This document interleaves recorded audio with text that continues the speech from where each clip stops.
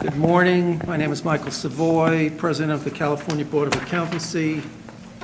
I call this meeting to order, which is the California Board of Accountancy's board meeting. I'd like to start off with Sochi taking a roll call. Sochi Leon. Carola Nicholson. Katrina Salazar. Nancy Corrigan. Alicia Berha. Mark Silverman. George Familet. Michael Savoy. Carrie Ann Farrell-Hines. Luz Molina Lopez. Thank you. We do have a quorum. The CBA's mission is to protect consumers by ensuring that only qualified licensees practice public accountancy in accordance with established professional standards. This mission is derived from the statutory requirement that protection of the public shall be the highest priority for the California Board of Accountancy in exercising its licensing, regulatory, and disciplinary actions. Whenever the protection of the public is inconsistent with other interests sought to be promoted, the protection of the public shall be paramount. You may notice that some of our board members are referencing tablets during the meeting. The tablets allow the board members to more easily access meeting materials and are not being used to discuss, deliberate, or take action of any item within the board's jurisdiction. Next order of business is the introduction of the newest board member, Nancy Corrigan. Ms. Corrigan was appointed to the California Board of Accountancy by Governor Brown. Ms. Corrigan recently transitioned from Singer Lewak, where she was a partner and co-owner since 2015. She was a partner and co-owner of Jeffrey Corrigan and Shaw LLP from 1985 to 2015. She was a manager at Apodaca, Finacharo and Company from 1978 to 1985, and a staff accountant at Swenson & Clark from 1977 to 1978. Ms. Corrigan is a member of the California Board of Accountancy, California Society of CPAs, American Institute of Certified Public Accountants, and previously served on the California Board's Enforcement Advisory Committee, Peer Review Oversight Committee, and the Qualifications Committee. She is also a member of the California State Polytechnic University's Accounting Department Advisory Council and advisory to the Audit Committee of Teen Challenge of Southern California. Ms. Corrigan earned her Bachelor of Science degree from California State Polytechnic University in Pomona. I'd like to welcome you to the board.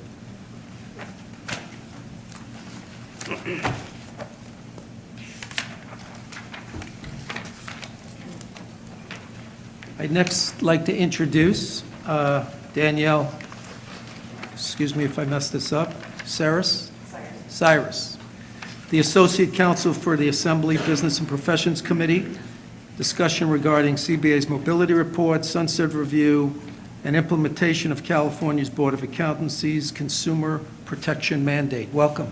Thank you so much for having me. I'm here on behalf of Assemblymember Lowe, who is the chair of the Assembly Business and Professions Committee. He wishes he could be here himself, but you get me. So we just wanted to congratulate all of you, specifically Patty, your whole crew, on the mobility program. Excuse me. The legislature as a whole, both the Senate and the Assembly Business Profession Committees, are very, very pleased with the program and like to view it as a template going forward, and using other boards and bureaus to take a look at the mobility program. The research that has gone into it is outstanding, and everyone is very pleased, and they wanted me to come here personally and congratulate you all on that. So thank you very much. I will be conducting the sunset review for the Assembly in conjunction with the Senate. We don't anticipate any issues, are very pleased with what we've seen so far, and hope to just get it through both the Assembly and the Senate, ultimately signed by the governor. So we anticipate it going very fluidly and quickly. So you all can contact me with any questions, as well as the Senate, but we're here for you as well. So thank you for having me. Thank you. Anybody have any questions while she's here? Thank you so much for being here. Thank you.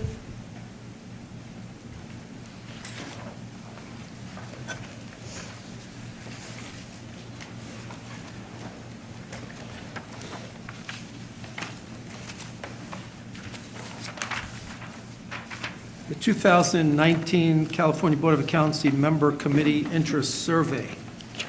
The committee interest survey will be used by the newly elected CBA president to appoint members to the Committee on Professional Conduct, the Enforcement Program Oversight Committee, the Legislative Committee, and the Strategic Planning Committee, as well as liaisons to the Qualifications Committee, the Peer Review Oversight Committee, and the Enforcement Advisory Committee.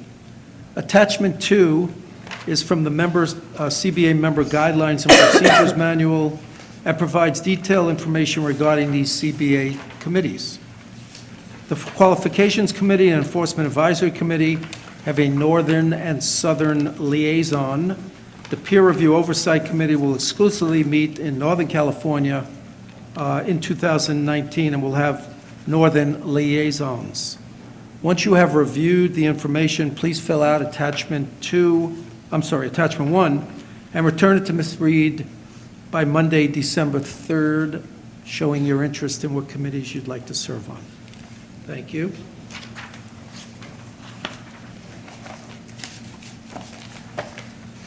Right. A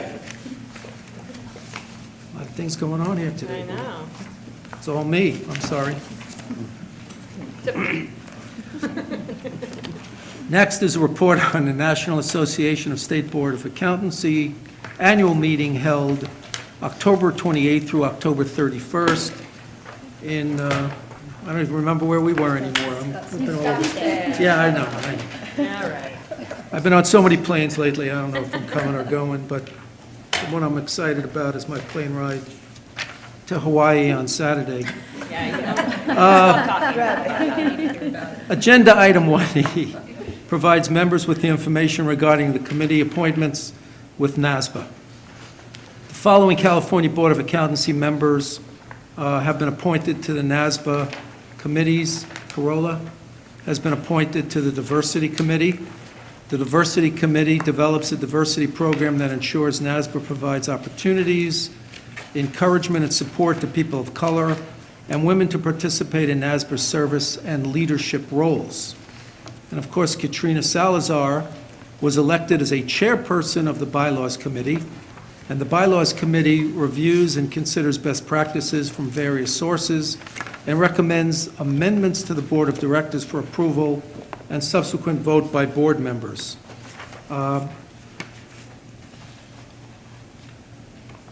Also, at this time, Katrina, can you just fill us in a little bit about what took place in Scottsdale? Okay, well, wonderful, well, thank you. Way to pass that over.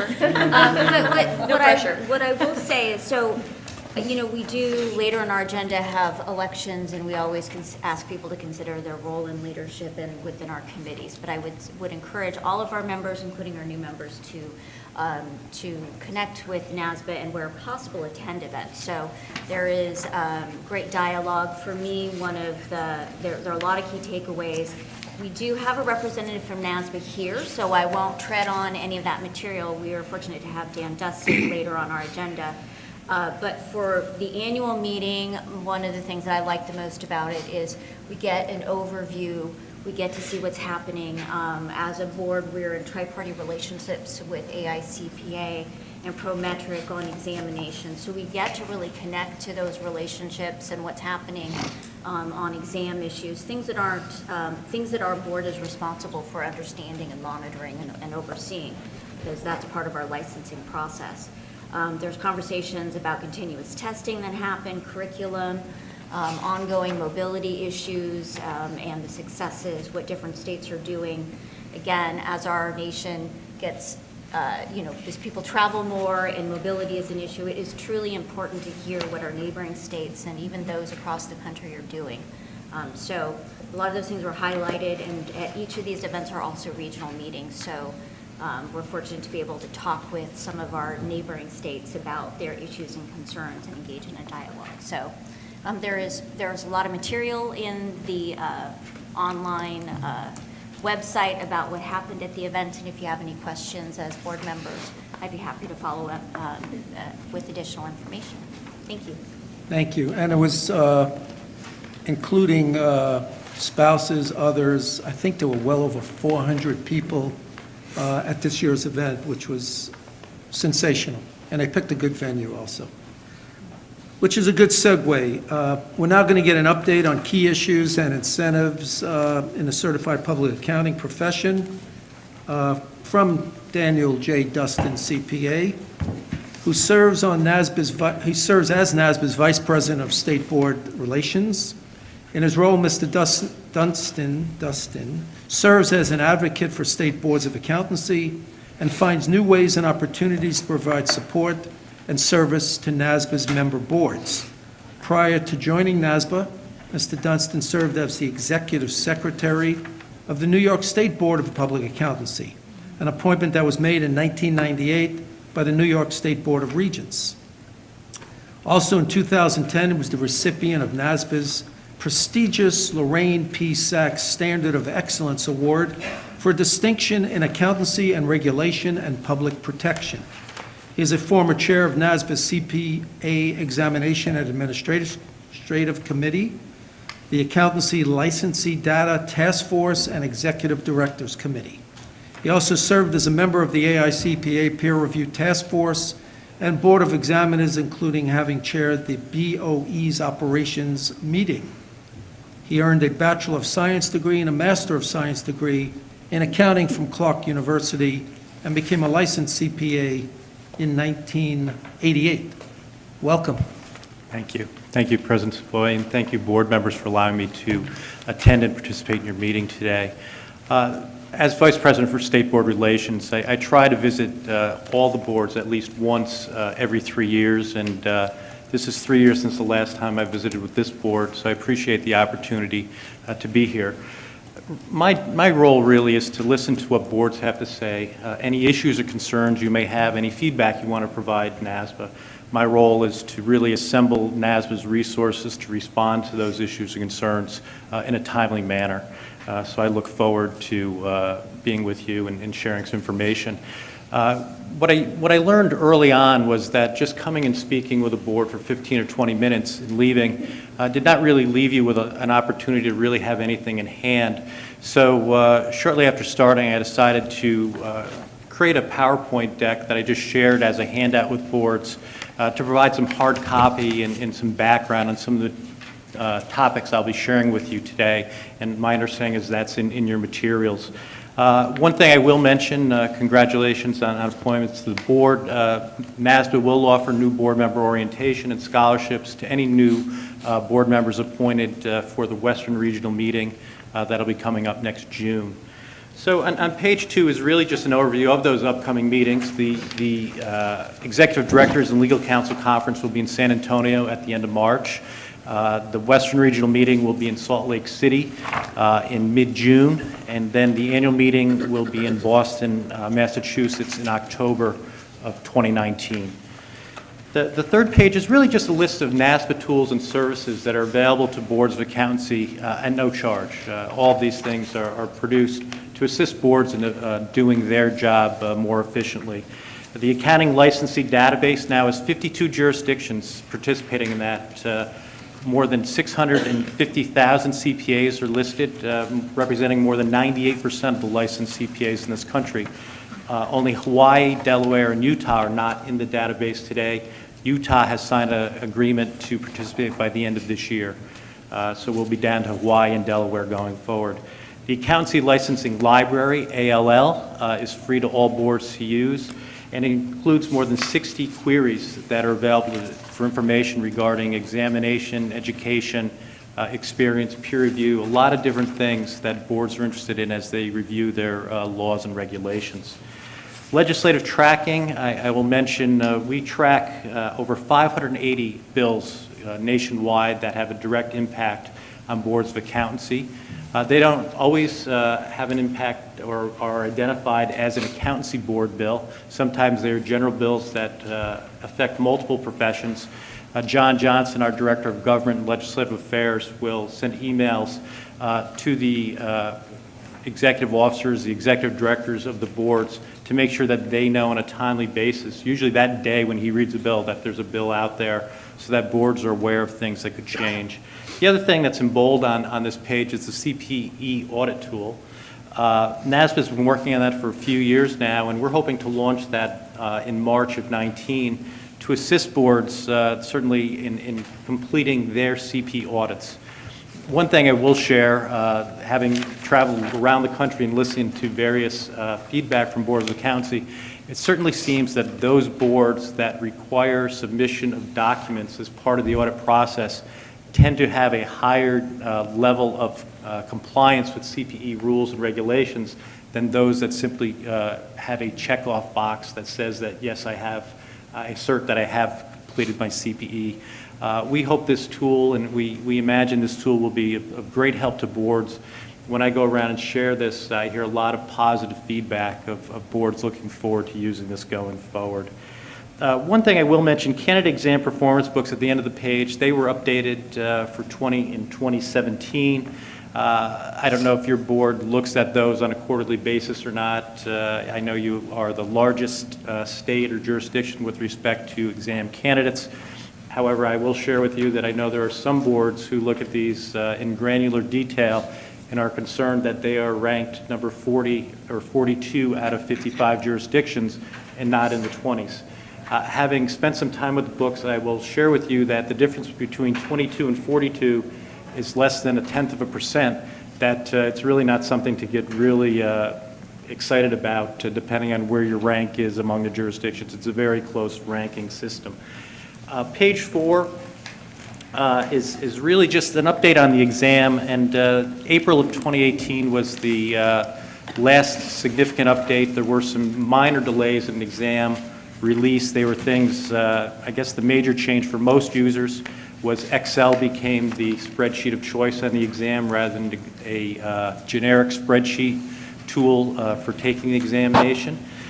Using Excel itself is not being tested. However, if individuals have experience with Excel and know how to use the shortcuts, it certainly allows them to be more efficient in taking the exam, but is not a test of Excel skills.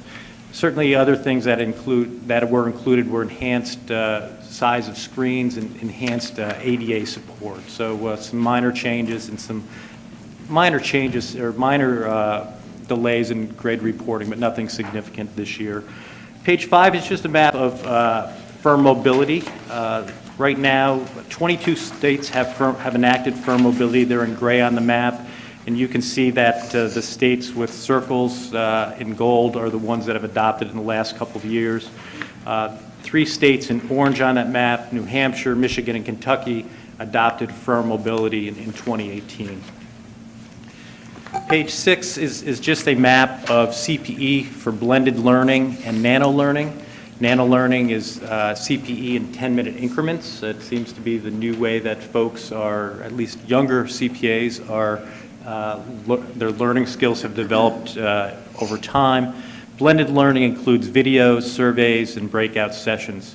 Right now, 16 jurisdictions have enacted blended and nano learning as a CPE method. 6 have enacted blended learning only, and right now 4, and those are in green, but they have dots on them, Idaho, Connecticut, Vermont, and North Dakota are working on regulations that should be implemented in the next several months to also enact those rules. Probably one of the most important slides in this deck is the UA committee on page 7. And the 8th edition was released in January. It was about 4 years since the 7th edition was released.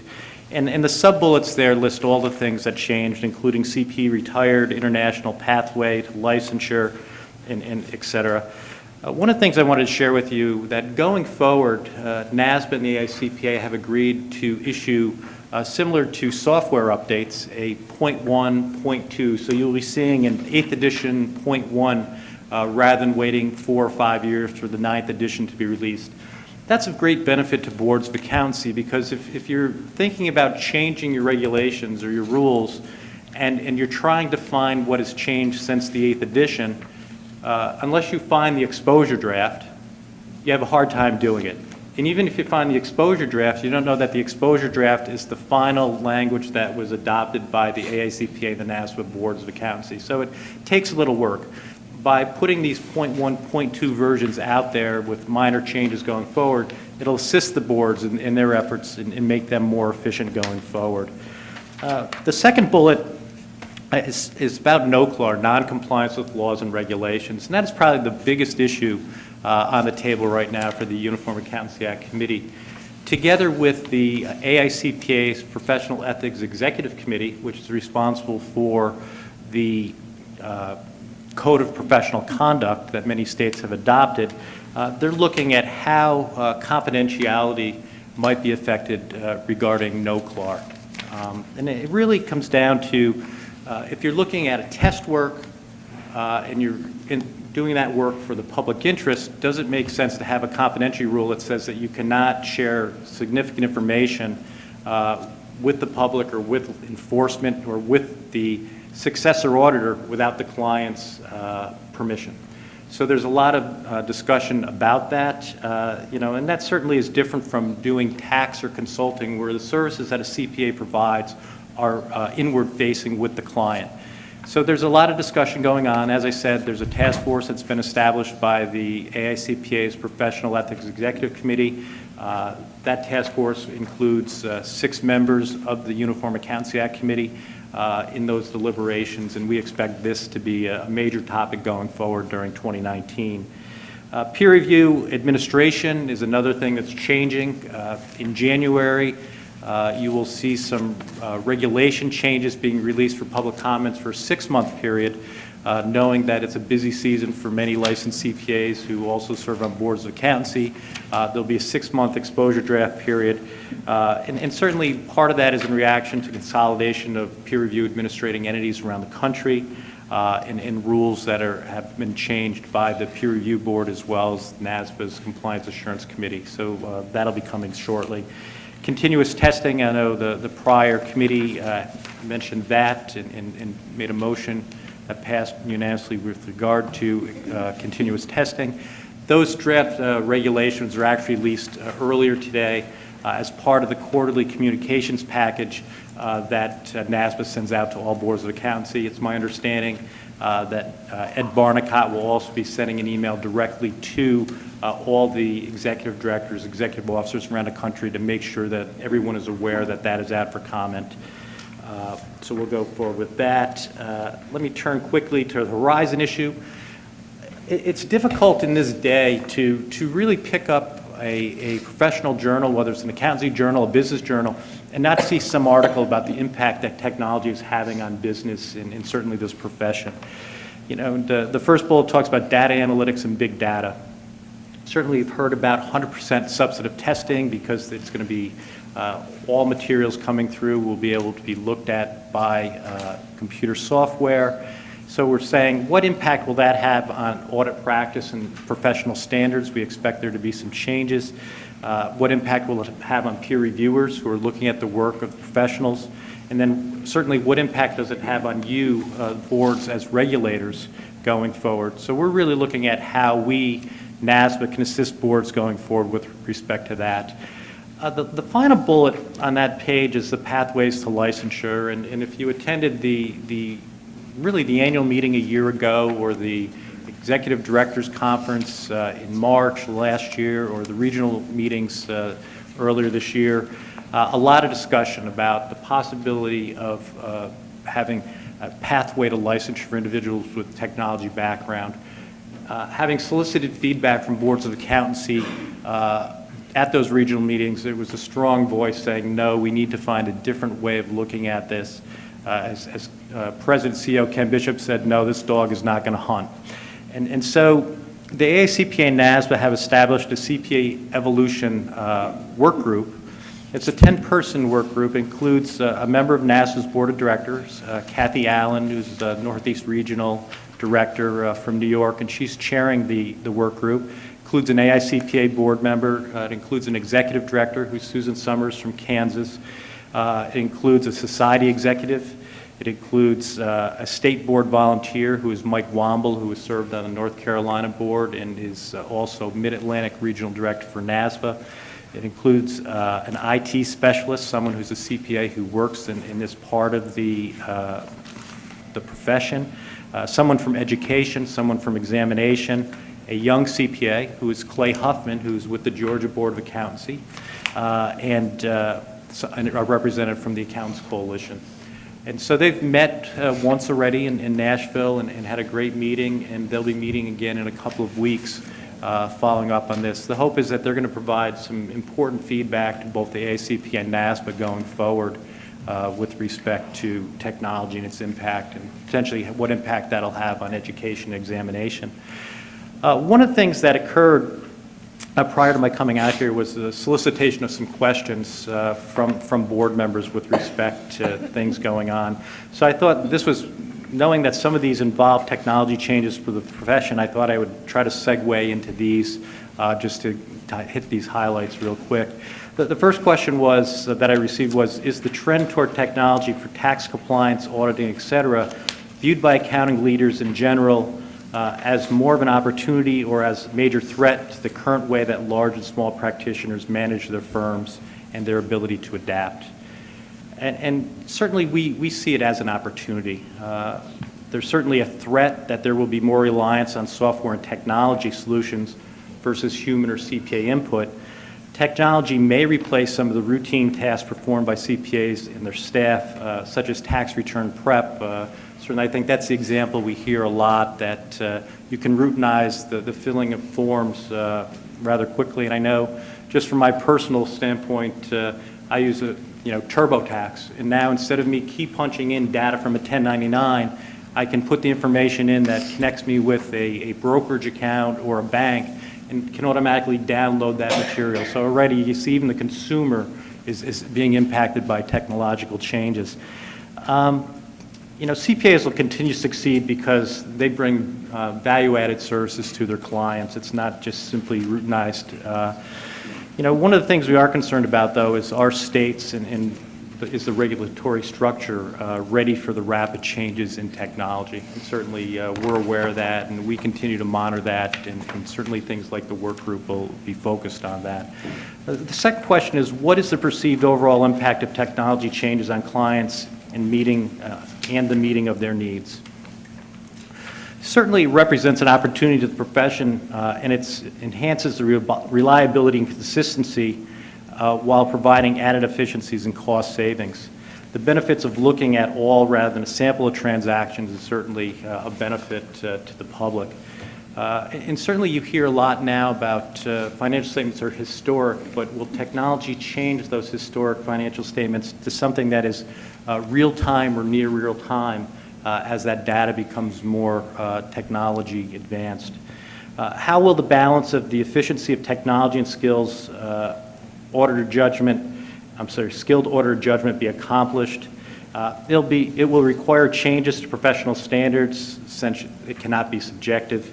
Preliminary discussions have already begun, both with the ACPA and NASPA. What will be possible through the use of technology and computers versus human interaction? What will CPAs rely upon? What individual input will occur? And what will happen with computer-generated data? Certainly technology will not replace auditor judgment. Certainly not in the near term. And I sat there, and as I thought about that, I said, well, we often hear about artificial intelligence and how at some point in time we're going to be able to program computers to almost think like humans. And I hesitate to say that it's just around the corner, that we're going to be able to train a computer to have the judgment of a CPA, but who knows what's going to happen 10 or 20 or 30 years down the road. But at least in the near term, certainly professional judgment with an individual is of utmost importance. Are there ideas being discussed, developed by accounting leaders that will best help practitioners, small, large firms, and overall to evolve and adapt to the changes? And certainly I would share with you that software has already been created that is aiding certainly the large firms. They're the first ones to stick their toe in the water, but there's software that's been developed and is now being made available to medium and small size firms to take advantage of technology as well. The other thing that has occurred is the ACPA has created this CPA evolution work group with NASPA to discuss technology's impact. So we'll certainly be watching that as we move forward. Again, please discuss the possible issues of core services becoming even more of a commodity. There's concern that they are viewed as commodities now to some degree, and the issue of retaining and increasing the value of the professional in the eye of the consumer, both clients and third-party users. I guess from a NASBA perspective, we don't view the auditor as a commodity or the audit as a commodity right now. Certainly, over the last 2 decades or more, certainly since Enron and WorldCom, there's been a lot of focus by federal regulators on the fact that other services could have an impact on professional judgment when it comes to attest services. And we've seen changes at the federal level and federal regulations with respect to that. So we don't believe, that it is a commodity.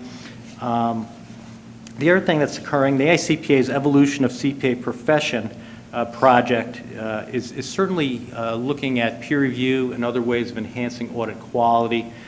So again, I think the profession itself is reacting to things like the Department of Labor's employee benefit plan audits and certainly suggesting ways on how to enhance audit quality moving forward. Couple last questions. One was that under the topic, appeal of public accounting to graduates and related staff shortages. What measures do you see being taken nationally to increase the appeal of public accounting versus private industry to graduates and young professionals at a time when firms are suffering staff shortages? This is kind of a double-edged sword. In some ways, technology is going to do away with some of those, when I started in public accounting, it was always you didn't want to go to the bank vault and count cash or securities because that's what people did as a staff accountant for the first 6 months on the job. And you don't hear that story too much anymore. So technology certainly is already enhancing what entry-level CPAs are doing today. As efficiencies occur, though, on the other side, I don't know that they're necessarily hiring less people. The folks I hear from at the large firms suggest that they're not hiring any fewer people. But certainly if efficiencies result in less hirees at the entry-level position, that then enhances the opportunities for medium and small firms to hire highly qualified individuals to work in those firms. And those firms right now are suffering from an inability to hire enough people. Certainly the pipeline itself is fairly full. We see that college programs around the country are at capacity or near capacity, which is a great thing. Typically, you hear about accountancy being the profession that folks run to when the economy is bad, that everybody wants to work on Wall Street, but once Wall Street takes a turn for the worse, everybody wants to become a CPA because it's a much more stable profession. We're not really seeing that right now. I think if anything, and we shared a slide at the NASBA annual meeting about exam statistics, because we're certainly concerned about a recent decrease in exam candidates. But the slide was interesting because it showed that 4 years ago, approximately 289,000 sections were sat or administered. In that time, when you switch the exam, it often results in a spike in the year before the change in the exam, followed by a trough the next year until it settles out. And so we were greatly concerned because we saw this volume increase in 2016, right before the 2017 change, saw a decrease in 17 and 18. But what we did is we then looked at, well, what were the results of taking the average of 16, 17, and 18? It turned out that the exam volume was, on average, was very close to the exam volume that occurred 4 years ago, right around 289, 290,000. So I think we'll eventually see a more smoothing of applicants going forward. And certainly, one of the things that NASBA did this year as part of its strategic planning process was highlight the need for the CPA pipeline to be a focus of NASBA moving forward. So that is now part of our strategic plan and will be a focus certainly of the committees and the staff of NASBA. Finally, the last question, last topic was enhancing the value of services to the consumers and third-party users of financial statements. Professionals have a tough time commanding their worth for the hard work and risk that is involved. Do you see this as improving as consumers are educated about the importance of professional services? Certainly, there have been times when the profession has treated a test or audits as a loss leader. Audits became less attractive, yet remained high risk due to things like SEC and PCOB and other federal regulations. However, it's important to note that only CPAs can perform audits, and the profession itself is not really negatively impacted by those statements. What steps do you see the profession overall taking to educate consumers on the value and importance of professional services? Certainly, the AICPA and state societies emphasize the value of a CPA license versus services provided by non-licensed accountants. NASBA's strategic plan, as I mentioned, has the CPA pipeline to promote CPA licensure. I believe the public generally inherently knows that a CPA is ethical. Certainly, they're smart and know they took and passed a very difficult high-stakes examination and have a higher level of competency than non-licensed accountants. And certainly, we're looking at how accountancy and possibly other professions can respond to the current anti-regulatory environment that suggests that less or no regulation is in the public interest, and ultimately the market itself should determine who is successful in the marketplace. We actually have a work group established with the AICPA working on trying to come up with responses to many of the anti-regulatory and anti-licensure bills that have been introduced around the country, and more will be coming out on that. So thank you for those questions. I hope I was able to respond to some of them. I'll try to be brief in my comments with respect to the rest of this. Page 9, next following pages are just joint projects between the AICPA and NASB. It includes the Code of Conduct and CPA Reciprocity. Page 11 is just a map. Right now, 28 jurisdictions have adopted the AICPA Code of Professional Conduct. 12 have partially adopted it. Partial adoption really, one of the main things is like firm naming conventions. There are some firms that are very conservative in the names they will allow CPA firms to have, while others tend to be fairly liberal in what they'll allow. And the example I heard earlier this year, there was discussion at a board meeting that they would not allow a specialty name in a practice. So for example, I could not say Daniel J. Dustin, CPA, tax specialist, LLP as a name, because there's nothing that guarantees that I am a tax specialist. So there are some states that won't allow you to put a credential out or a name like that. However, on the other side, and this was interesting when I sat through a board meeting, there was a board that approved the name Numbers and Such LLP. And so they had a discussion of what and such meant, but it did ultimately get approved by that board. So you can tell they change over time.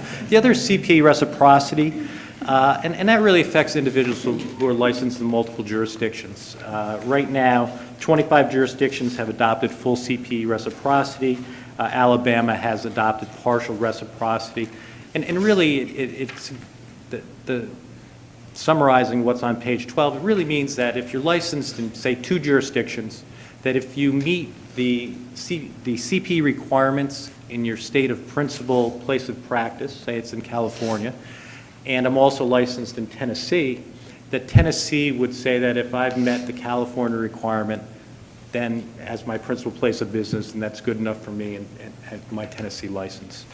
I will note that in yellow on that map is Wisconsin. The governor in Wisconsin last December signed a bill that will enact a CPE, mandatory CPE requirement in Wisconsin in 2021. By no means does that mean that CPAs in Wisconsin are not taking CPE right now. There are certainly requirements as a member of the AICPA. If you do any type of federal government audit, you have yellow book requirements to take CPE.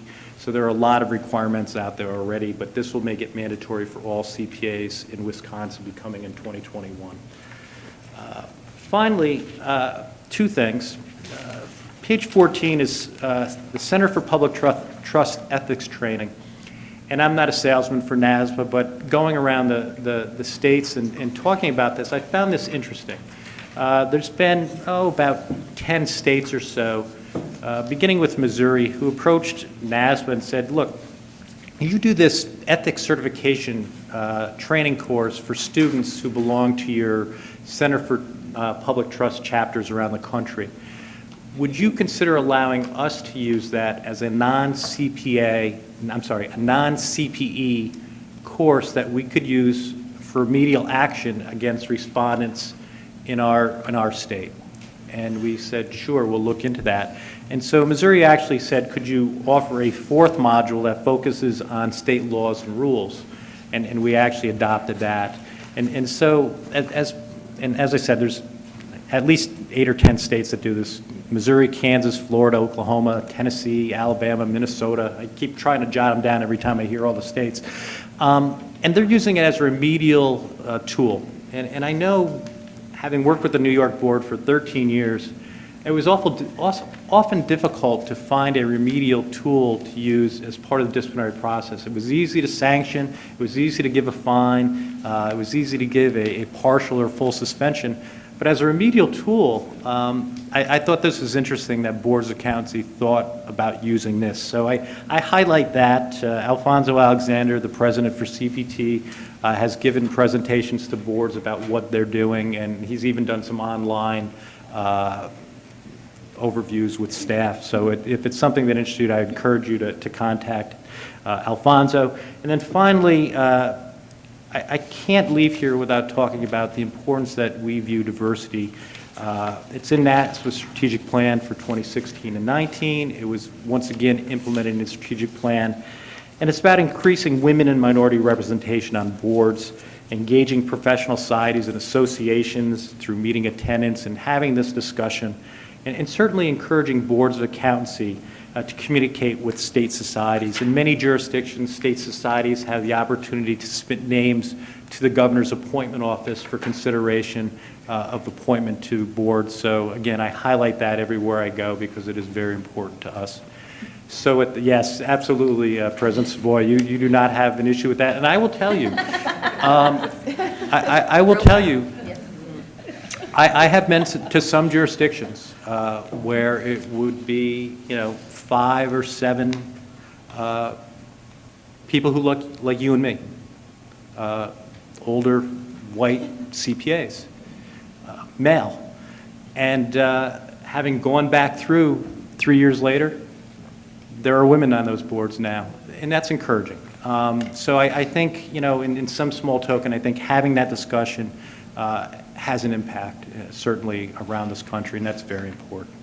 So with that, the last page is just my contact information. If anybody has any issues or concerns, you need any information from me, I'd be more than happy to do what we can to assist you in the future. Again, I know that was a little lengthy. I want to make sure I responded to the questions that board members raised. Hopefully we gave some salient comments back to you. And if there's any other questions you have, I'd be happy to answer it. Otherwise, thank you very much. Thank you. In reference to page 6, we should have green with dots, as we have adopted that, and we're just waiting approval. So hopefully by next time it'll be a solid green, but I would change that so it doesn't look like we stand out. And I had a question just in Yes. regards to that map. I'd love to hear, what are the trends that you're seeing across the nation in the adoption of blended and nano learning programs? We're actually seeing, there's a lot of conversation going on. Like, I didn't realize that California had already talked about this and had enacted. We try to track bills, and we're actually in the process of trying to track regulation changes too, so we'll know when those things are happening. I will tell you that each year I visit somewhere between 15 and 18 boards of accountancy, and probably have had this discussion with 5 or 6 this year that they're looking to make changes sometime between now and 2019. So I think you're going to see greater adoption, certainly of blended learning. You can see the blue states are a little more concerned about Nano. It's new. I think one of the things some states have done, they were concerned that CPAs would take 100% Nano learning. I'm not sure the courses are out there right now to do that.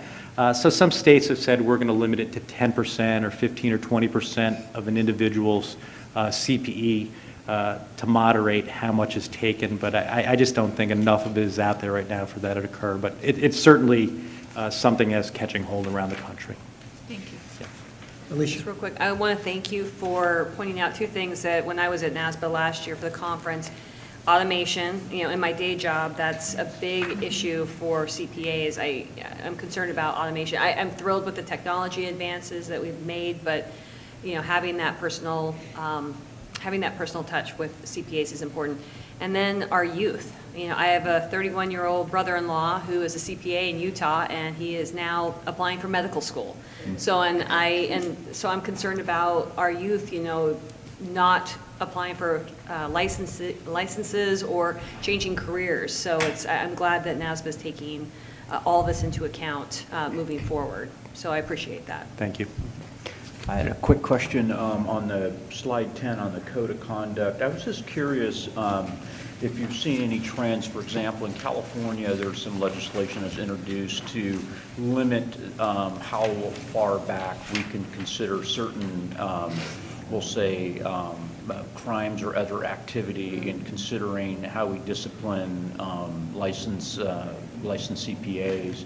So I was both curious if your organization had either taken a look or had any sense of that, and or how boards may be looking at, the substantially related, standard, if you will, around administering discipline with CPAs.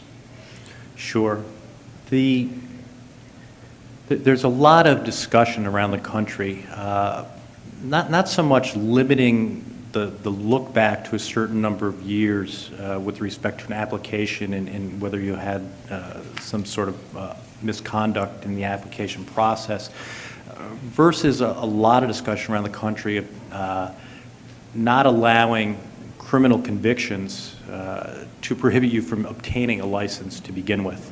And you see that, we've seen that in multiple jurisdictions, and I would say somewhere between 10 and 15 jurisdictions in 2018 where that change is occurring. I'm not aware of, anything that would restrict the look back. I think most of that is because many of the applicants for licensure tend to be in their early mid-20s. So the look back period, if you were to say it's going to be 5 or 7 years, whatever it is, you're really talking they're late mid-teens, something like that. That said, it's kind of interesting. When I was with the New York board, I had an individual come to me who was in his early 30s, and he actually had served some time for dealing drugs. And he came to me and he said, what is the impact on me? Am I, do I have a false sense that I could become a CPA because some stupid action I took when I was 17 or 18 years old? And certainly the response at that time was that, complete your education, go through the licensure process, and apply. You may be contacted by an investigator, but by all means, it wouldn't necessarily prohibit you from obtaining a CPA license at this point in time, because you have certainly a period of time since that conviction to prove your value and what you've done in recourse. And that's one example, but I think that generally boards are like that around the country, that it's not like one strike and you're out. That, and I hear a lot about, just really the stupid things that people do when they're in college. And if you kind of put that behind you, and you can certainly pass an exam, which is very difficult, and meet all the licensure requirements, and certainly the board has to weigh those actions against the value moving forward. Okay, thank you. Also on page 11, we're not totally gray. So maybe somewhere in between gray and blue or green. There are certain things that we have adapted. It's just that we're not completely there. So I think being totally gray is a little misleading on that chart as well. Okay, we'll take a look. And this is actually a topic that we do collectively with the ASCPA's regulatory affairs team as well, because we try to monitor what's going on around the country, and we talk frequently about that. So I will raise that issue. Well, as the largest constituency of the 55 jurisdictions, we don't, while we're not adoptive of everything, and it takes us a little bit of time, we don't want to be portrayed as being completely left. Thank you. Any other questions? Yes, Karen. Thank you for coming today. I noticed from the annual meeting agenda that there was a session on cybersecurity, but I didn't see you mention it in today's talk. And do you see any trends, or do you have any perspective on cybersecurity issues that may be facing the accounting industry, and also ways in which we can help licensees make sure that their practices are employing best practices to protect the data from their clients? Sure. Yeah, there was actually a two-person panel, one of whom was a special agent from the Phoenix area FBI office. And it's interesting because his presentation, we had to cut off for the sake of time, but I know at least the executive directors from the boards who were in the room thought it was so valuable that they actually are asking if we can find somebody, either him to come to San Antonio to present to the legal counsel and the executive directors in March, or can we find somebody in the San Antonio area to do the same thing. It's kind of interesting. There have actually been 2 or 3 articles I've seen in the last week about cybersecurity, password protection for CPAs, things like that. I think Accounting Today, not the only periodical that I read, but I saw a couple articles in there in the last week about the importance. So certainly raising the awareness is out there for the profession, but I know certainly we collectively need to do more, and certainly I think first is raising that as an issue with boards of accountancy, and then certainly identifying how we can work with boards of accountancy to make sure that the profession is aware of what needs to be done with respect to that. Because you think about the data that's out there with respect to individuals in the cloud or wherever it is, hopefully somewhere in a secure location, but it's significant. So, security is a high priority and certainly something that we're looking at. Thank you. Any other questions? Well, thank you so much for traveling out here, and we look forward to future, maybe not, don't wait 3 years, Thank you very Come much. more And whenever you'd like, I'm more than happy to come. It's kind of interesting. I have a few boards that they do these periodic annual meetings where they do a 2-day meeting and a planning meeting in one day. And they often ask me to come out and just give them an update of what's going on. So if you have a need or a desire to see me more than once every 3 years, I'd be more than happy to come out and spend some time with you. Or if there's a specific topic you want to hear about, I or somebody from NASA would definitely be willing to do that for you. Yeah, Thank I you mean, very much. we face certain travel restriction challenges, and it's been getting better as we've been able to travel to more NASBA meetings, but certainly appreciate, your presence and your colleagues' presence out here on more than one occasion to enlighten us, because albeit we're close and the largest constituency, there is a little bit of a gap there. So thank you so much. Thank you, and I will just leave you with this, that as a membership organization, 55 members, from my perspective, and I don't think I'm speaking alone, I think President CEO Ken Bishop would share this perspective. Certainly NASB is only as strong as the participation of all its members, and certainly that's one of the roles I have, is to go out and try to engage folks and hopefully have them become more involved with NASBA. But you're right, as the largest jurisdiction with respect to CPAs in this country, your voice is significantly important to the work that we do. And so if it means that, we send somebody to one of your meetings, or we have the opportunity to schedule a meeting in California, not just because it's gorgeous and it's beautiful here. I'm thinking, gee, how soon can I retire? It's important to hear your perspective and have that feedback. And so I'm thankful that, Ms. Salazar is able to participate on NASBA's board, and you've been able to attend meetings, and others have been around this table, I recognize, who've been able to come to NASBA meetings. Your perspective is very important to the work we do, and I appreciate that. Again, thank you. Thank you so much. We appreciate your being here. Thank you. All right. Next is a discussion and approval of the CBA's Sunset Review Report, including approval of the legislative proposals by Mr. Dominic Franzella.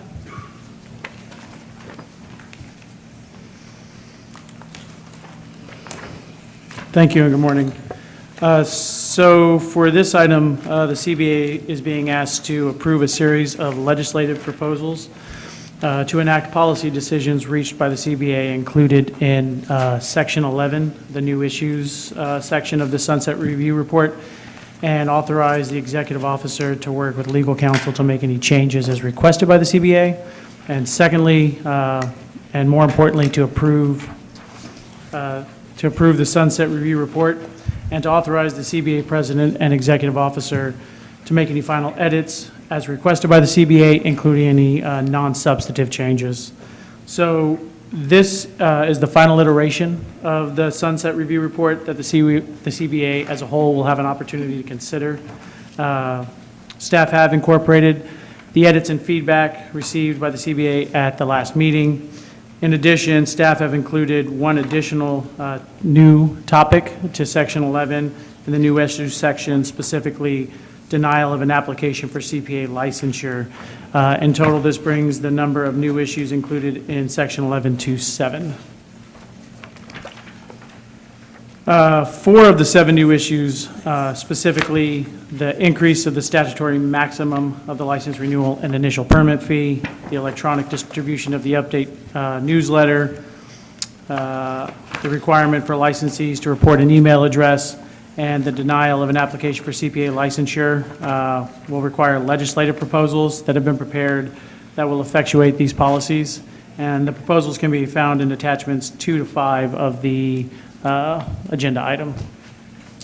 Provided the CBA approves these proposals, staff will add them as attachments to the Sunset Review Report as part of the final submission to the legislature. One note on attachment 2, council noted that for the proposed revision in what is subdivision F of attachment 2, the language needs to be amended to not only note the enumerated dollar amount of $500, which we did do, but also to note the written amount as it's spelled out as $500. So we'll be making that adjustment. As members will notice, this iteration of the report has been designed as a final production version. The version is similar to the layout used for the CBA's mobility report that we submitted to the legislature last year. As for the attachments to the Sunset Review Report, these are in Section 12. To handle the voluminous nature of the attachments, staff are proposing primarily to use links to the internet. This will reduce the volume of paper used and allow individuals to quickly link to the associated attachment. We did prepare 3 inspection copies so the CBA and members of the public can see what the attachments sections look like and what they will include if they want to look. I know 1 or 2 are on the board member table over there, and I believe it's like a 10-inch binder. They're quite large, the number of attachments that go into it. So rather than produce so many of them, we just produce those 3. We'll turn them over to the legislature so they have a paper copy, but primarily it'll be done via links and interactive through the document itself. When are we scheduled to go to the legislature for sunset? About to hit on that. I'm sorry? I'm about to talk about that. Oh, sorry. Okay. Please proceed. So after this meeting, staff will incorporate any feedback from the CBA and coordinate with DCA to produce the Sunset Review Report for delivery to the legislature by December 1st of this year. So in 2019, the CBA will testify before the legislature as part of a series of sunset hearings the legislature will hold. Generally, these occur in March or April. They have yet to release the calendar for that. And the board president and another member, along with the executive officer, will testify before the legislature on the report, along with any additional information the legislature requests after reviewing the report. So given that the CBA has reviewed the report previously and provided feedback for incorporation, I want to say this is at least the 3rd or 4th iteration of the report, plus various sections. The only item I was going to cover in depth is new issue number 6 in section 11 related to the denial of an application for initial CPA licensure, as this is the only substantive new change that we've added since the last iteration. However, prior to discussion on that new issue, I'd like to note one update that we will include regarding a budget table in the report, specifically Table 2, and this is on page 31 of the Sunset Review Report, and it relates to the CBA's fund condition. We provided this table to DCA, and they populated the information within the table, and specifically related to the expenditure information for fiscal year 17-18. These reflect projections still, as the final fiscal year information isn't expected until March of 2019. And so we're going to incorporate a better footnote to reflect that expenditure information, so that it's clear that that expenditure line especially is based on a projection by DCA. So that's the only item I wanted to touch on within the body of the report, other than the new issue section. And this new issue, moving to new issue number 6, members can locate this issue on page 100 of the report, or 101 of the report, so almost the very last few pages. And it's the last issue we've included in that section. So as members will recall, as part of the recent legislative year, the legislature passed a bill, specifically it's Assembly Bill 2138, that significantly altered the way DCA boards deny applications for licensure. And while the CBA believed the goal of the authors was a laudable one, the CBA did take an oppose unless amended position on the bill. And during the course of the legislative year, staff worked with the author's office throughout the year for certain amendments the CBA believed were important to ensure the CBA could continue to meet its consumer protection mandate. And while many of the amendments were made to the bill during the legislative process, 2 areas the CBA strongly believed the legislature should consider amending did not materialize. And so we have included them into this Sunset Review Report as another opportunity to have this discussion with the legislature next year.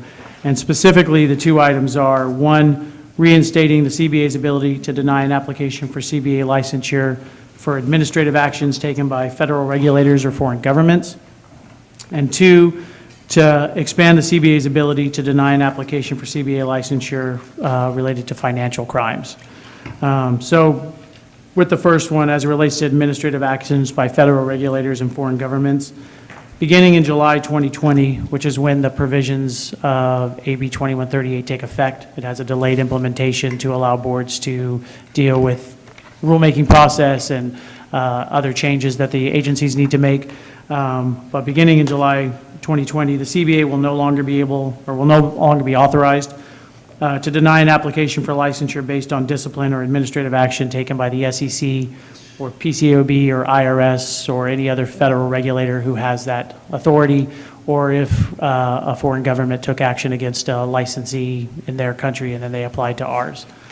So the CBA is seeking this ability to deny an application be reinstated for the CBA. And again, the way we're looking at this is 2138 in its totality was across all DCA boards, all 38, 40, however number there are, is now looking at it from just the CBA's perspective and trying to make amendments that are just for our board, as opposed to trying to figure out how to, the author's office of weaving that into a larger measure that was affecting all the boards and bureaus. So we're hopeful we'll be more successful in making an argument for having this reinstated. As for expanding the ability to deny an application for CBA licensure for financial crimes, in the final days of the legislative session, the authors amended the bill to grant authority to a select number of boards and bureaus within DCA, of which the CBA is included, to conduct a rulemaking to add certain financial crimes to the list of crimes not subject to a 7-year criminal history limitation that's throughout the bill. The rulemaking language in the bill requires these financial crimes to be, 1, directly and adversely related to the fiduciary qualifications, functions, or duties of the CPA. While there are instances where CPAs are, or where individual duties, are their individual duties do include a fiduciary responsibility. Many of the functions CPAs perform for a client or for an employer do not have a fiduciary requirement. So as amended, the financial crime conviction requires an element that relates to that fiduciary responsibility. And this could severely limit the CBA's ability to deny an applicant for licensure with a past conviction of a financial crime. Additionally, the law added a new relationship test for the criminal conviction, specifically what's termed as directly and adversely. Historically, and actually throughout the rest of the amendments included in AB 2138, the test is a substantial relationship. The CBA requests that the CBA allowed to consider the denial of an application for CPA licensure if the applicant was convicted of a financial crime that is substantially related, and remove the fiduciary aspect as well. And so it would just be to the substantially related to the qualifications, functions, or duties of the CPA profession. The specific language to implement the requests associated with the new issue can be found in Attachment 5. So at this time, staff recommend the following motions. First, to approve the 5 legislative proposals to enact policy decisions reached by the CBA and included in Section 11, new issues of the Sunset Report, and authorize the executive officer to work with legal counsel to make any changes as requested by the CBA. And second, to approve the Sunset Report and authorize the CBA president and executive officer to make any final edits as requested by the CBA, including any non-substantive changes that are later identified. And again, we'll have about 2 weeks after this meeting to make those final edits, get the final production done, and prepare to send over to the legislature by December 1. So with that, I happily turn it back over to President Savoy, and I'm happy to answer any questions members may have. Is there any questions of Dominic? I have a question. Sure. Thank you very much. This is a beautiful report. I do appreciate all of the work that went into it. I do thank the staff. I understand the primary audience is the legislator. Is there anybody else that looks at this report? Yeah, while the questions are driven by the legislature, I think I guess you can make the argument that it is the primary audience. I think the way we write the report is in such a way that it's designed to be accessible by any stakeholder, member of the public. It's put on our board's website, and part of the reason why it's laid out this way, as well as the attachments, are designed to make it as interactive as possible for stakeholders. Can I get a motion? Can we, I'll move it, but can we do all 5 at once, or do Well, we have to take them individually? Let's just chat about, on item 1G, let's break those 2 down. Okay, so I can move to amend Business Professions Code Section 5134 to increase the California Board of Accounting maximum license renewal and initial permit fee amounts. And do I do the second one? Let's go to, in your book, Oh, is it? CBA item I mean, 1G. I have an updated one. Yeah, All let's right. go right here. No, I need an updated one.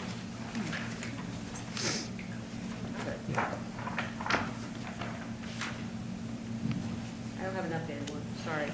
I believe on page 3 of the agenda item, under the staff recommendation, I you see. can Okay. take item 1 and then item 2. I will do that. All right, thank you. All right, so I recommend, or I would like to make a motion to approve the 5 legislative proposals to enact policy decisions reached by the CBA and included in Section 11, new issues of its Sunset Report, and authorize the executive officer to work with the legal counsel to make any changes as requested by the CBA. Additionally, I move to approve the Sunset Report and authorize the CBA president and executive officer to make any final edits as requested by the CBA, including any non-substantive changes. Seconded? Any further discussion? Any public? Yes. I'm sorry. So at what point do we discuss any other findings or revisions that might be necessary in the report? At this point?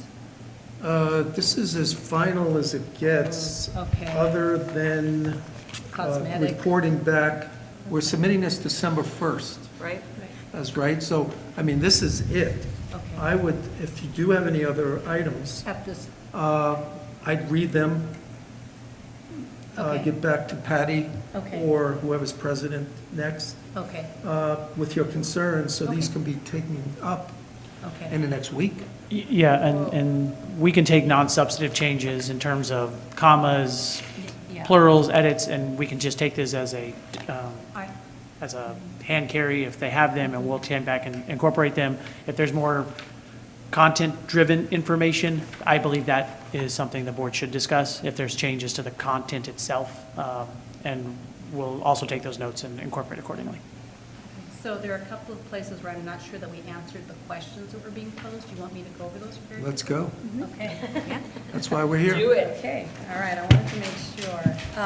Also, on page 24, page 25, there is the table of CBA stakeholder satisfaction survey, and I think the top question was omitted, maybe in a word processing It was. function. And at the bottom, the bolds need to be removed. But anyway, more Hold importantly. the mic a little closer. I'm sorry. That's all right. More importantly, I'm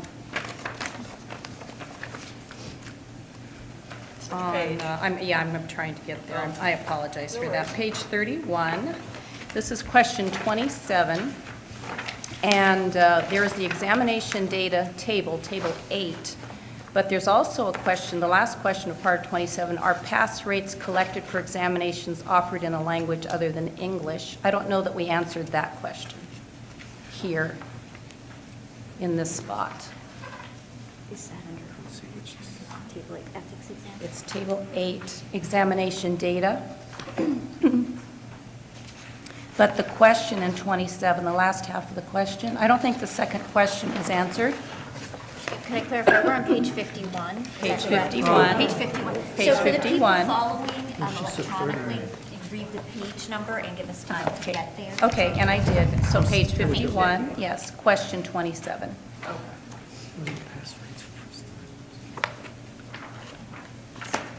And the second part of the question, or the second question in number 27 says, are pass rates collected for examinations offered in a language other than English? And I don't think we answered that question. The preceding question actually asks, and the reason why we didn't answer it specifically is because question 26 asked, do you offer the language, or offer the exam in any language other than English? And we said, is English only? So Yeah. we didn't, I don't have an issue of adding. I no. recall reading that, and I understand, I'm just saying, question 27, that part is not answered. Okay. So, okay. Okay, and then moving along, page 53. I'm giving you a minute to get there. I'm at the bottom, question 31. It says, how often are approved schools reviewed? Now, we say that we rely on regional and national accounting accrediting agencies for this, but we don't really say how often that is reviewed or how often that information is solicited. And I don't know if we feel we need to address that further. It's just.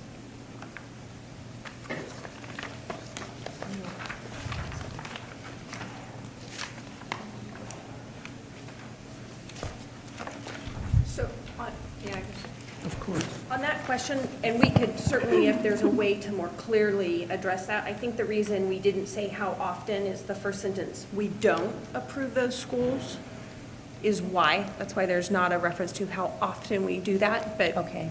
But maybe there's a way to more clearly articulate that, so we can take a look at that. Okay, great, thank you. And the last item, pardon me, I'm on page 95.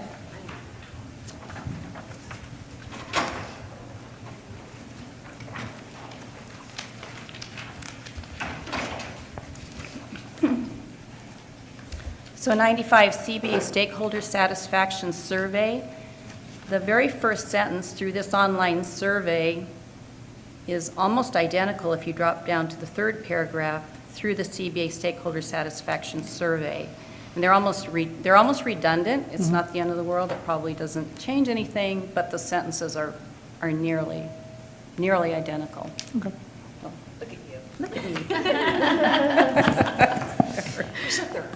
I don't think it hurts anything to say it again.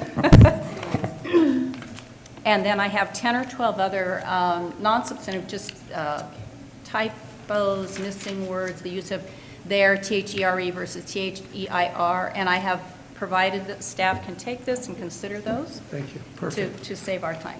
Excellent. Okay, Thank great. you so much. Any other comments, questions? I think my comment is now that we've heard those, my interpretation of the authority of the executive director to continue to make adjustments would address those issues that you have raised within the motion that's on the table. Is that fair? Right, yes, Right, yes. okay. Anything else? No public comment. With that, call for a vote. Alicia Burhow. Yes. George Familet. Yes. Nancy Corrigan. Yes. Mary Jiang. Yes. Carrie Ann Farrell Hines. Yes. Soshi Leon. Yes. Luz Molina Lopez. Yes. Corolla Nicholson. Yes.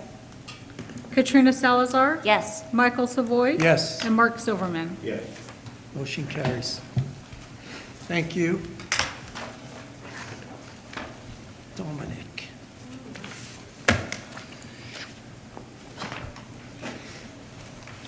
Next item on the agenda, there is no report on letter H. And now, the Department of Consumer Affairs Director's Report on Department Activities. Ms. Karen Nelson.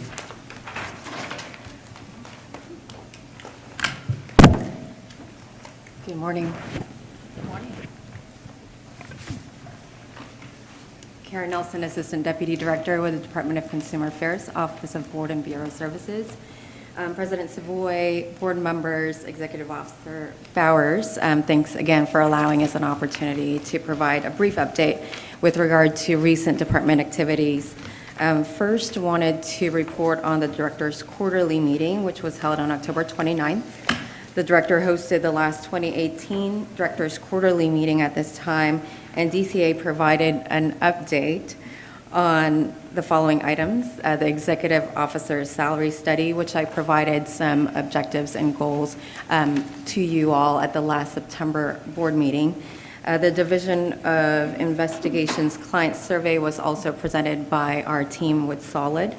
And we also shared a draft plan to implement AB 2138 with our boards and bureaus by July 2020.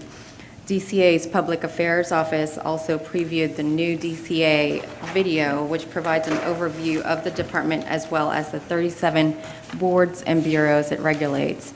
We're currently looking at scheduling 2019 dates, and we will provide those to you as soon as they're available. Second, with our licensing and enforcement work groups, we do continue to meet monthly to discuss best practices, and I really do want to acknowledge two of your board staff, Ms. Gina Sanchez and Mr. Frenzella, Dominic Frenzella, who continue to be super active in those discussions and providing input that will really help the discussion and really identify processes in which we can look at across our boards and bureaus. One specifically with online submission. I know that's one of the things that you all are discussing, so I anticipate that we will be looking to your board and your expertise in looking at how to implement that. In October and November, rather, the Office of Information Systems Data Governance team previewed an interactive reporting tool to promote openness and transparency in the reporting of performance metrics such as the annual reports data and the quarterly enforcement performance measures. This tool is designed to be interactive and intuitive and allows users to create custom analysis and visualizations. So imagine, like in your board packets, those charts and things can be readily available with this tool that we will then be rolling out to all of our boards and bureaus. It is a single application to explore these quarterly enforcement performance measures for all of our programs. Lastly, for our future leadership development training and program, as you may know or recall, that this program was launched in August 2017 to develop the best and brightest among the department and its boards and bureaus into future leaders. It does include executive mentoring, customized leadership training, and program management. This year, 7 individuals were selected to participate in this cohort, and these 7 individuals were broken up into 3 teams and will be tackling 3 projects. They are looking into specific items that will improve the department, whether it's customer service, performance measures, and such. So the 3 projects they are undertaking are, first, streamlining DCA's Subject Matter Expert Witness Program. This team is going to research best practices to implement within the programs as it relates to the use of expert witnesses, looking at costs, training, the pool, and the usage of the program. The second team will be looking at revisions of enforcement performance measures as it relates to enforcement, but also looking at ways to track more accurately pending cases for enforcement. The third team will be looking at an awareness campaign for California veterans and spouses. And this team is proposing the creation of a committee that will be tasked to inform and educate Californians of the benefits, resources, and opportunities available through DCA. And that actually concludes the update for today. And again, thank you all for your good work. Any questions? Thank you so much for being here. Thank you. All right. Item number 2, report of the Vice President, Mr. Famelot. Thank you, President Savoy. The first item is to recommend the following: the appointment of Doug Aguilera as the Vice Chair and the reappointment of Joseph Rosenbaum as the Chair of the Enforcement Advisory Committee. The Enforcement Advisory Committee assists the CBA in an advisory capacity with enforcement activities. This includes reviewing closed investigation files, providing technical guidance on open investigations, and participating in investigative hearings. I have conferred with the CBA Executive Officer to verify that the individuals have met the appropriate requirements for license renewal and have demonstrated the skills and knowledge to serve in a leadership capacity in the Enforcement Advisory Committee. I recommend that Doug Aguilera, CPA, be appointed as Vice Chair of the Enforcement Advisory Committee effective January 1st, 2019 through December 31st, 2019. That's a form motion. Was it a full effect? I think we would want to motion. Okay. I'll move it. Second. Okay. Any further discussion? Any public comment? Call for a vote, please. Mark Silverman, Yes. Michael Savoy. Yes. Katrina Salazar. Yes. Corolla Nicholson. Yes. Luz Molina Lopez. Yes. Soshi Leon. Yes. Carrie Ann Farrell Hines. Yes. Mary Jiang. Yes. Nancy Corrigan. Yes. George Familet. Yes. And Alicia Burhow. Yes. Motion carries unanimously. Next. I recommend that Joseph Rosenbaum, CPA, be reappointed as the Chair of Enforcement Advisory Committee effective January 1st, 2019 through December 31st, 2019. Can I get a motion, please? So moved. Second. Any further discussion? Any public comment? Call for a vote. Alicia Burhow. Yes. George Familet. Yes. Nancy Corrigan. Yes. Mary Jiang. Yes. Carrie Ann Farrell Hines. Yes.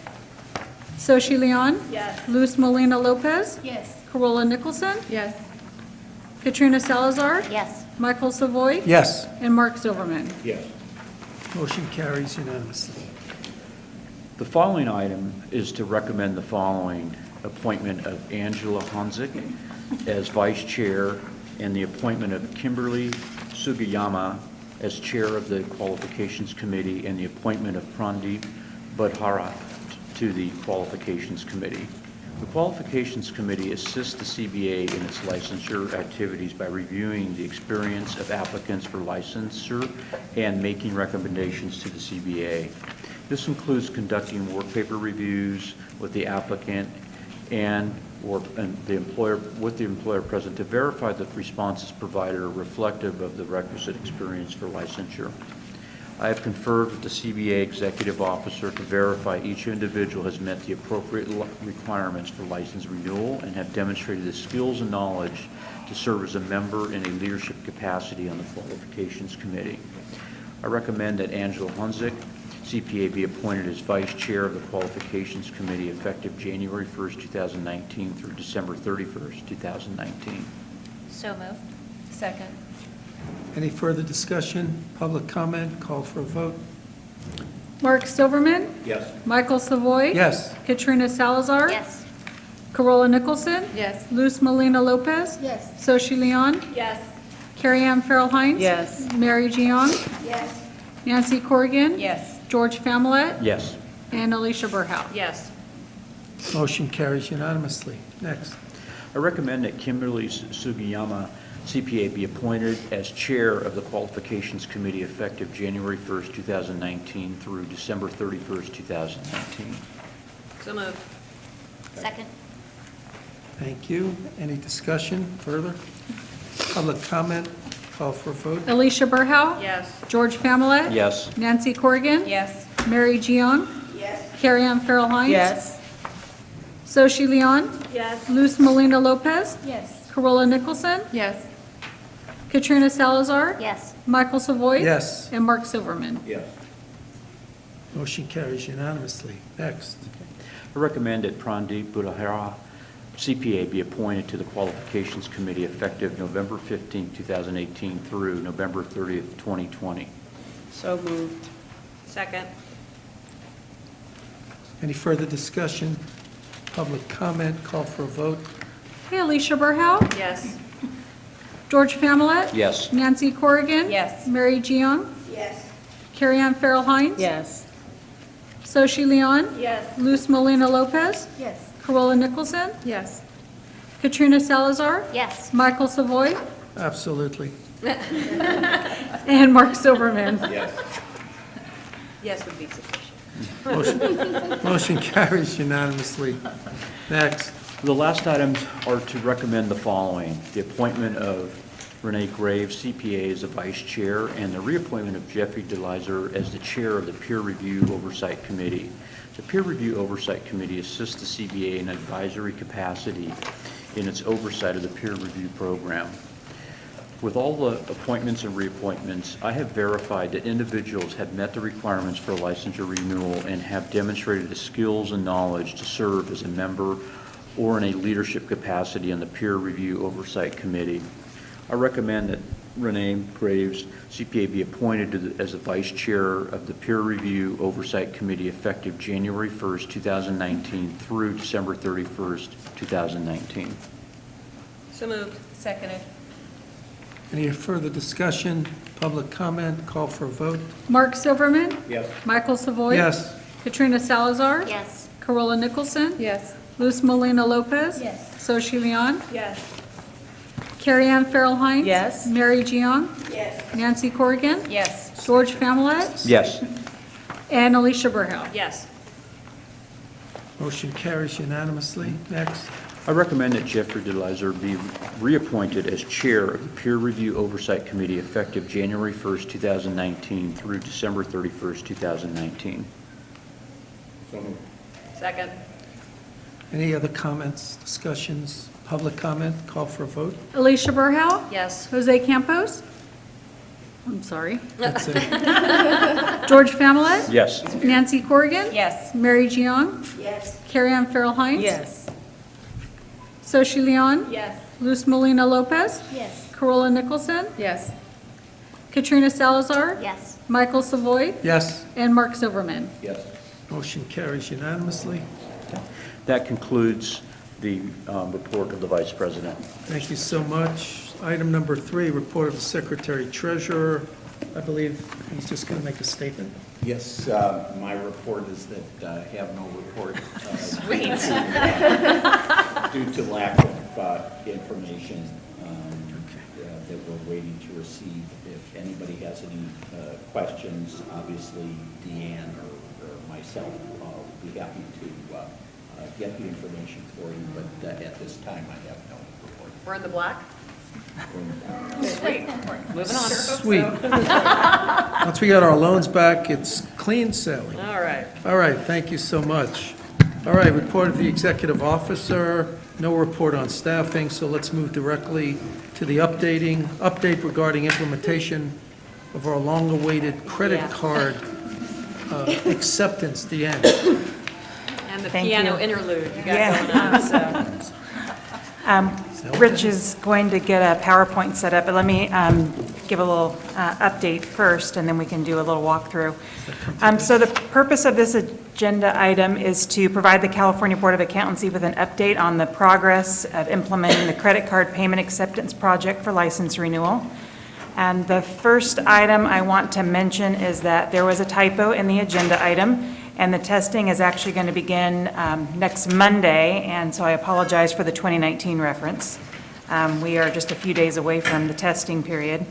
So this project has been a collaborative effort between the California Board of Accountancy and the Department of Consumer Affairs staff. And I would like to extend my appreciation to Jason Piccioni, who is the DCA Chief Information Officer, his team of staff, one of whom is Keith Kuhn, I believe his name is pronounced, who has been working closely with our staff, Christy Abate, Gina Sanchez, and Dave Hansen from our IT staff.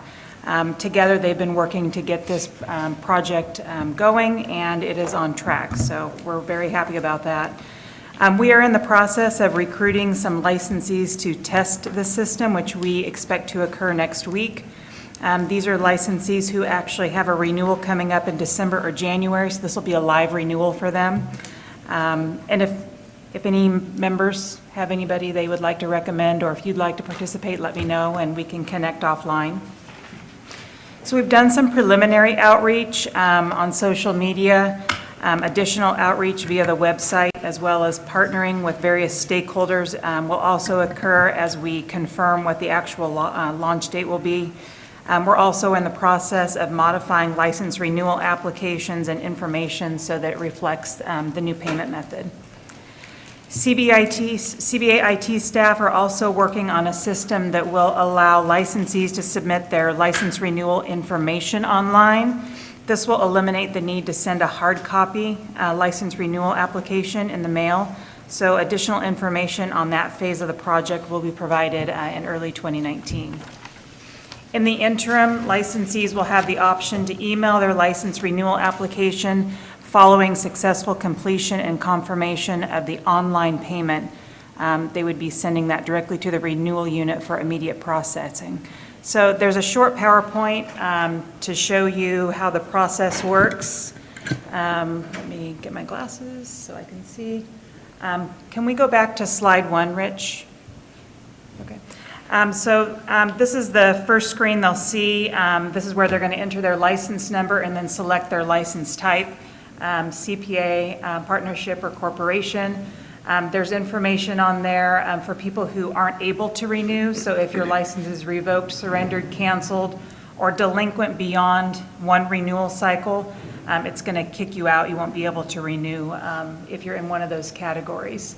Also, if you owe a fine, if you're renewing in a retired status or any kind of military status, you also wouldn't be able to renew on the online system, primarily because there's no fee and there's some other paperwork we need to have as well. If we can go to slide 2. So once that information is keyed in, this is what pulls up: your name, the address of record, and what your renewal amount is. You're then asked to verify the information, your name and current address, and are you renewing in active or inactive status. And this basically is two reasons. One is it's within a couple of days after the payment is processed, your license gets mailed out. So, and this is the address it's going to get mailed to. So we want to make sure that that's correct. And two, so that we're reflecting the correct license status in the system on our licensing database. That's why it asks for active or inactive. There's still a fee with both of these, so, but that way it just kind of tells our database system what status you're in. So we can go to here we go. So here is just kind of the certification pages, if you will. And again, it reiterates the information, your name, your address, the amount that you're paying, that you're renewing in an active or inactive status will show up. And then you're basically marking a couple of boxes, certifying that the information is accurate to the best of your knowledge, and that you understand that you still need to submit your renewal paperwork via mail or via email, whichever one you choose to do. This is where, from the prior page to here, is where you kind of go from DCA's website to the payment vendor. We have a vendor that is actually processing all of the credit card information. And They have lots of different security measures that they have to keep in place, so that's all stored by the vendor that we're under contract with, as opposed to on the DCA or CBA website. So it's just a added benefit. So here's where that's where you'd enter in your credit card information. And then once you click submit, you'd get to this page, which basically says that a payment in the amount of has been made for, and then has your license number. And then it gives you some additional steps to complete your license renewal application, meaning you need to sign your license renewal application, complete your CE requirements, complete and sign your peer review reporting form, and then submit your renewal application either via email or to the address to our board office. And at the bottom, it says, you may not engage in the practice without a current and active license. And then it says the status of your license will reflect on the license lookup within 1 to 2 business days. So it's a pretty quick turnaround. So this is a very complex payment flow chart that I won't go into too much detail on, but this just basically shows you how everything is connecting so that we can make this all happen. So with that, I know that was a really quick run through, but I'm happy to answer any questions that members may have or the public. So 2 quick questions. Is it mobile friendly? Yes. Okay, great. Yep, and as part of the testing, we're going to try to encourage people to use their desk PC, their mobile, any of that, just to make sure, and then address any bugs that may arise. And then for the military community, you said that this solution is not going to help out because 1, they don't have to pay fees, but 2, they still have to do some Right. mailing of Yes. documents? Yeah, to get a military inactive status, there's some additional documents they need to submit to us. So, and it's actually beneficial because there's no fees involved, so they want to contact us for that. And right now, we have a very small, very, very small percentage of people who are in that category. So when do you say this is going to roll out now? We're going to be doing testing next week. Presuming the testing goes smoothly, which we anticipate, I would say it would be rolled out by the end of the month. And this was more just an observation. I heard you mention that we can, our licensees can submit documents by email now. I've never tried that personally, so I'm pleased to hear that. It's good to reiterate that that option is available. So I just kind of wanted to highlight that and say that that's nice progress, and I'm happy to hear that. Yeah, the next step, as I mentioned, will actually be kind of a front-loaded screen where you would enter in all of your information. This is kind of the 2019 project, but it'll be an online form where you would answer all the questions that are on your renewal form, enter in your CE information, and then once that's been received, then it would kick you over to the payment part of it. So it would then be all submitted online, likely an option to upload any CE certificates or any worksheets that you may have. So that's 2019 project. Thank you for your hard work. I think that our licensees are going to very much appreciate those additional options. Ms. Pierce, how many licensees are going to do the test run next week? They're only requiring a handful. So we have, right now, we're going to be asking maybe 5 to 10. Yeah. Thank you. And this credit card system is being used by a couple other boards as well. So there is already been some testing by other boards that's been fine. So that's likely the reason for the small number of testers. I have a question. So you submit the payment and then you send your information? Yes. Okay, but your license gets mailed to you 2 days after you pay? Yep. Without probably maybe not having received all the CE? Yeah. Got it. We'll do a review once that information comes in, which is pretty much how it happens now. It's just that the payment gets processed via check, and then the renewal forms are sent to the board office separately after the payment is cashiered. Right. So it's a similar process as it is right now. It'll speed it up with the credit card. Yes. Yeah. I have one more question. How will licensees know that this is now an option for them? We've, and Aaron may be able to talk more about this, but we've done some social media posting. We will be connecting with Cal CPA, who's been a great partner with us on outreach and communications. We'll be doing postcards to the licensees who are coming up for renewal in the next couple of months, letting them know that there's another payment option. Eventually, there'll be an information on their renewal form that they can go here, so that'll probably be the biggest one. The renewal forms take a little bit of time to modify, so that's why we're going to do kind of an interim process with a postcard first.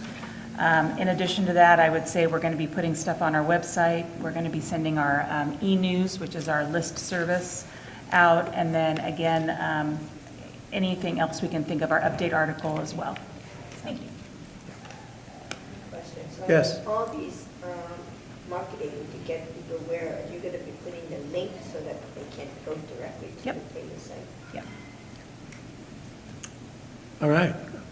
Excellent progress. Thank you. Thank you.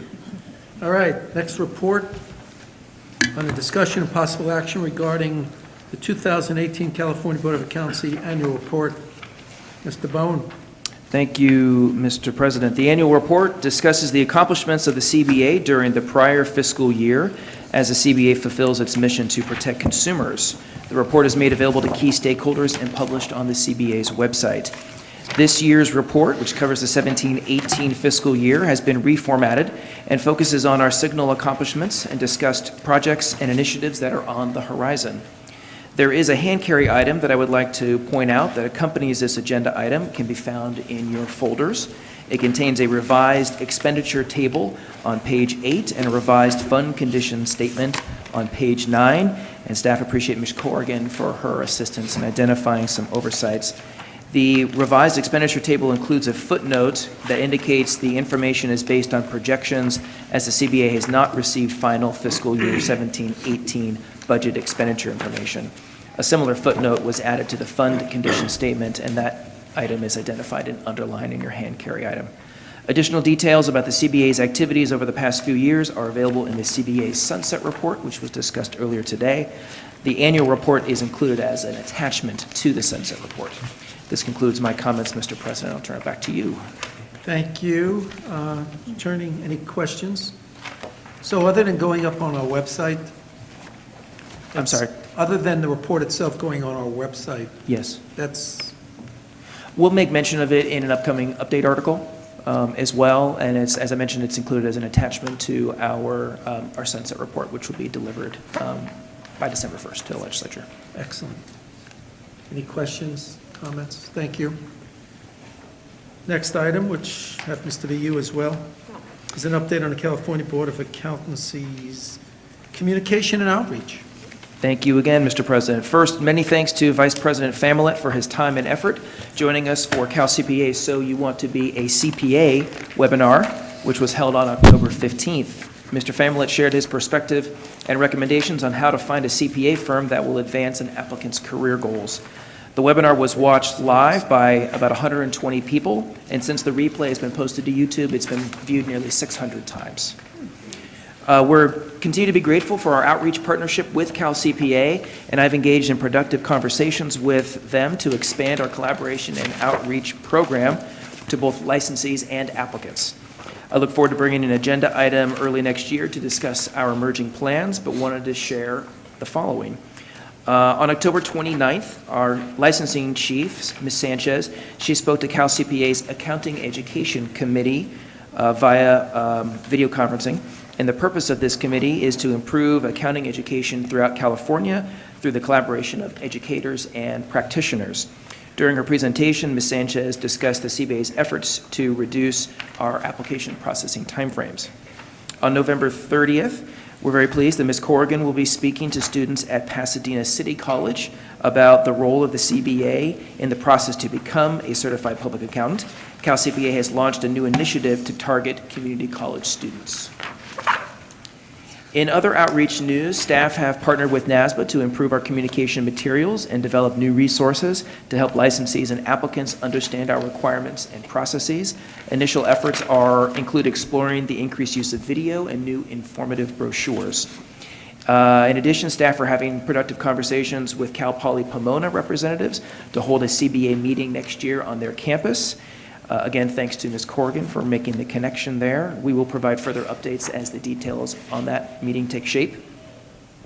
Further, the CBA has been invited to return to California State University San Bernardino in early 2019 for an on-campus event. Mr. Campos spoke at that event last year.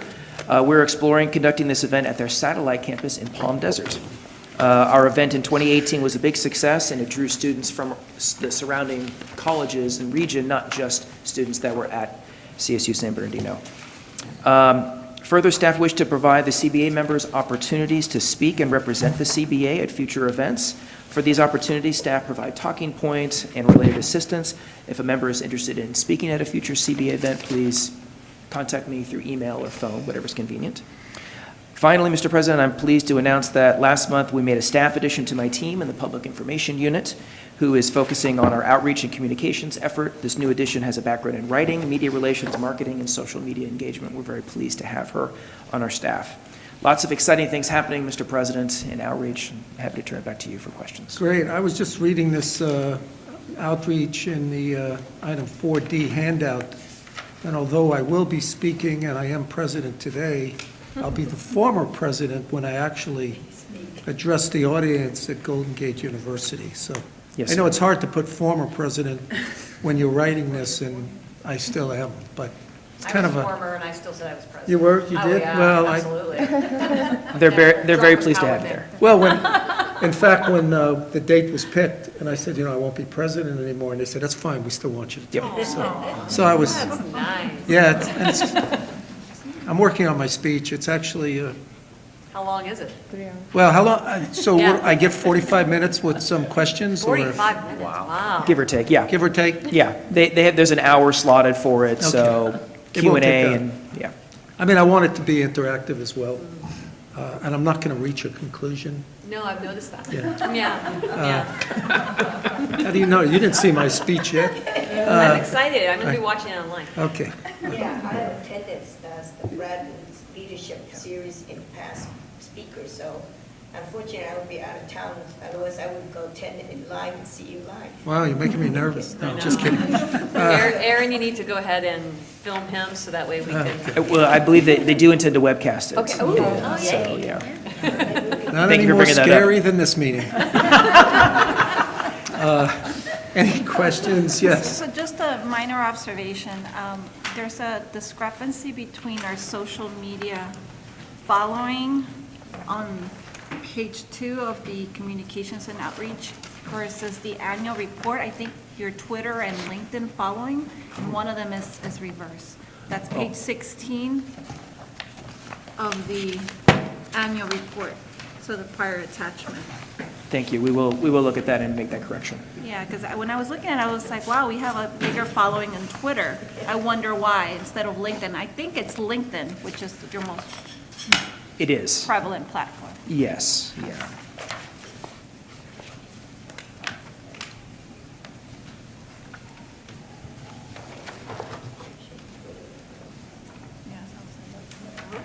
Any other questions?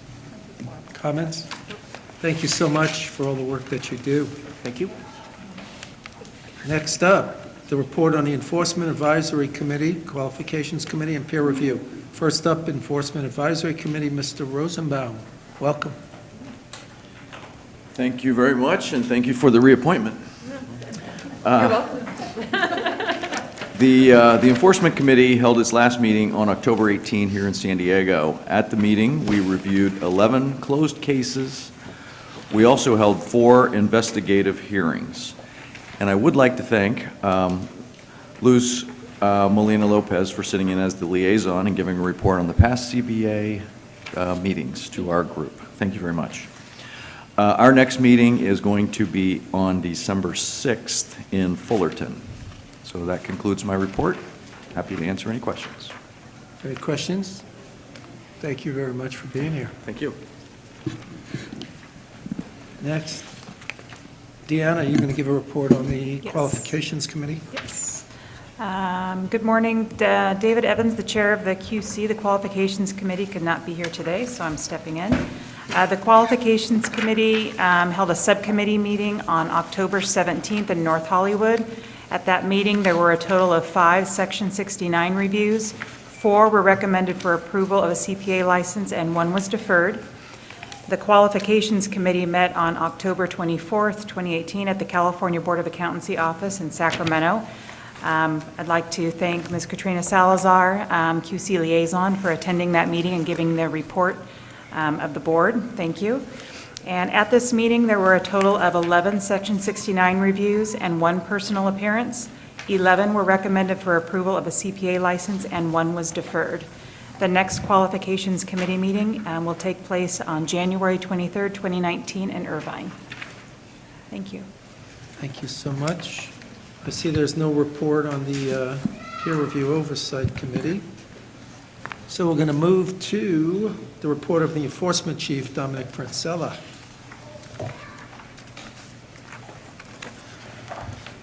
Thank you. So the enforcement activity report, 6A, is as of September 30th, 2018, so represents the first quarter of the 18-19 fiscal year. So I'll highlight a couple of sections, and I'll reference the page numbers as I move through. So beginning on page 1, through the first quarter, we had just over 700 complaints received, which is about a 50% increase over this same three-month period as of last year. The primary driver on that is referrals from the licensing division, specifically the renewals unit, as it relates to violations of CE and specifically the annual minimum CE requirements. One other thing I'd like to highlight on this page is at the last meeting during strategic plan, there was discussion on unlicensed activity that came up and board activities related to unlicensed activity, and there was a request by members to start including some more information related to that. I anticipate we'll do a more complex and comprehensive evaluation and inclusion of a new table related to unlicensed activity within the enforcement report. However, given the period of time we were trying to work with, we wanted to at least get the ball rolling on some information. So during that first quarter, we received 86 complaints, and we broke them down. 3 of them were either CPAs or firms operating with an expired license. 20 were individuals that were identified that did not have a CPA license, and 63 unregistered firms. And with all of these, our first course of action is trying to obtain compliance, either through getting them registered, if they're unlicensed, truly unlicensed, getting the information on the website, or their materials adjusted, and if they're unregistered accounting for, it's getting them licensed. So, moving on to page 3. We've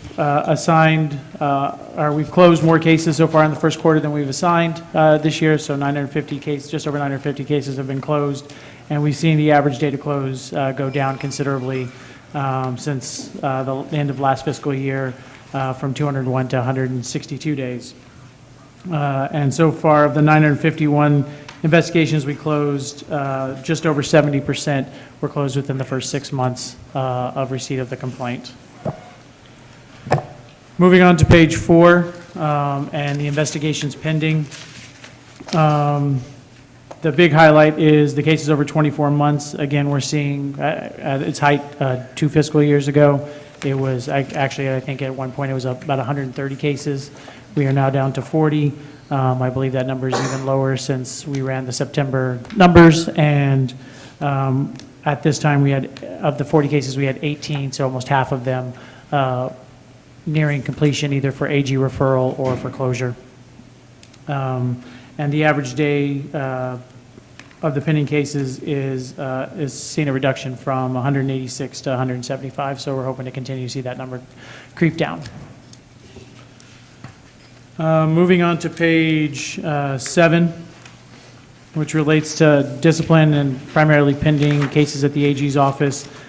We have only 66 cases pending there, so again, we're trying to keep that inventory under control. At one point, I believe it was over 119 or 120 cases, so we've reduced that considerably. We still only have 2 cases over 24 months.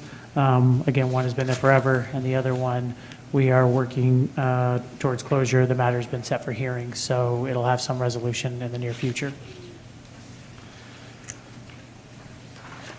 On page 8, just to quickly highlight the disciplinary actions the board so far has taken action on during the first 3 months, had 18 final orders take effect.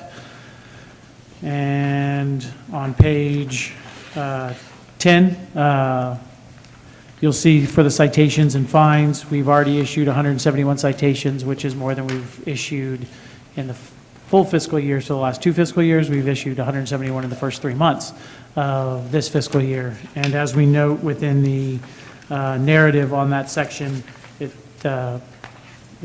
I believe 151 of the 171 are the annual, or the yearly CE, the 20 and 12 requirements, and the shift to the board's enforcement division to handle these particular violations. And we are working with Mr. Bone on additional outreach opportunities, partnering with Cal CPA, partnering with other maybe CE providers to try to get the message out and to try to get compliance. But again, even with the 151, there's a number in there that are repeat, second, third, maybe even fourth violations of this particular CE requirement. So we're trying our best to get individuals educated so that the board doesn't have to issue so many citations and individuals are in compliance with the rules and regulations. Moving on to page 11, and probation monitoring, we have 159 individuals who are on probation. We've held a good chunk of probation orientations. We held 17 in that 3-month period, and we actually did another 4 at the EAC meeting in October. So we've been getting out to these individuals early and often to try to make sure that they can comply with their terms and conditions for probation. So with that, I will turn it back over to President Savoy, and I'm happy to answer any questions members may have. Any questions of the chief?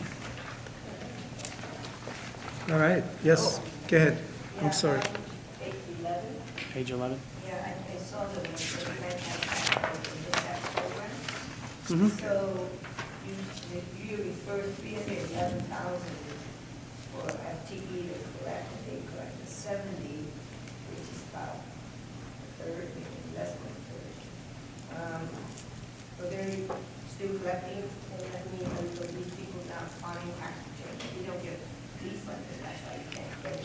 Yeah, if there's no refund, then there's no money to be collected and redirected to the agencies. So I don't actually have any specific information on how they make these determinations. It's just part of the FTB Intercept program. We do some steps, send it over, and then when they do collect or divert, I guess, the funds to us, we get notifications. Sometimes it's $1 we've even received. So it trickles in just based on the tax returns. Since the FTP is doing collection, are you still doing collection from your end as well, or you just?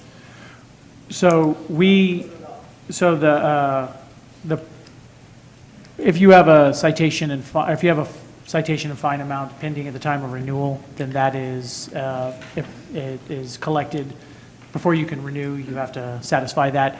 But a good chunk of these, for historical reference, relate to the board's citations that they were issued back in, I want to say, fiscal years 11, 12, 12, 13, 13, 14, related to the peer review reporting form. I think we issued something in the neighborhood of about 1,300 to 1,500 citations each year during those fiscal years to a large group of people who probably never will renew. And so if they don't renew, and then if they don't collect a tax return, then or they don't have a tax refund, then we don't see any way of collecting.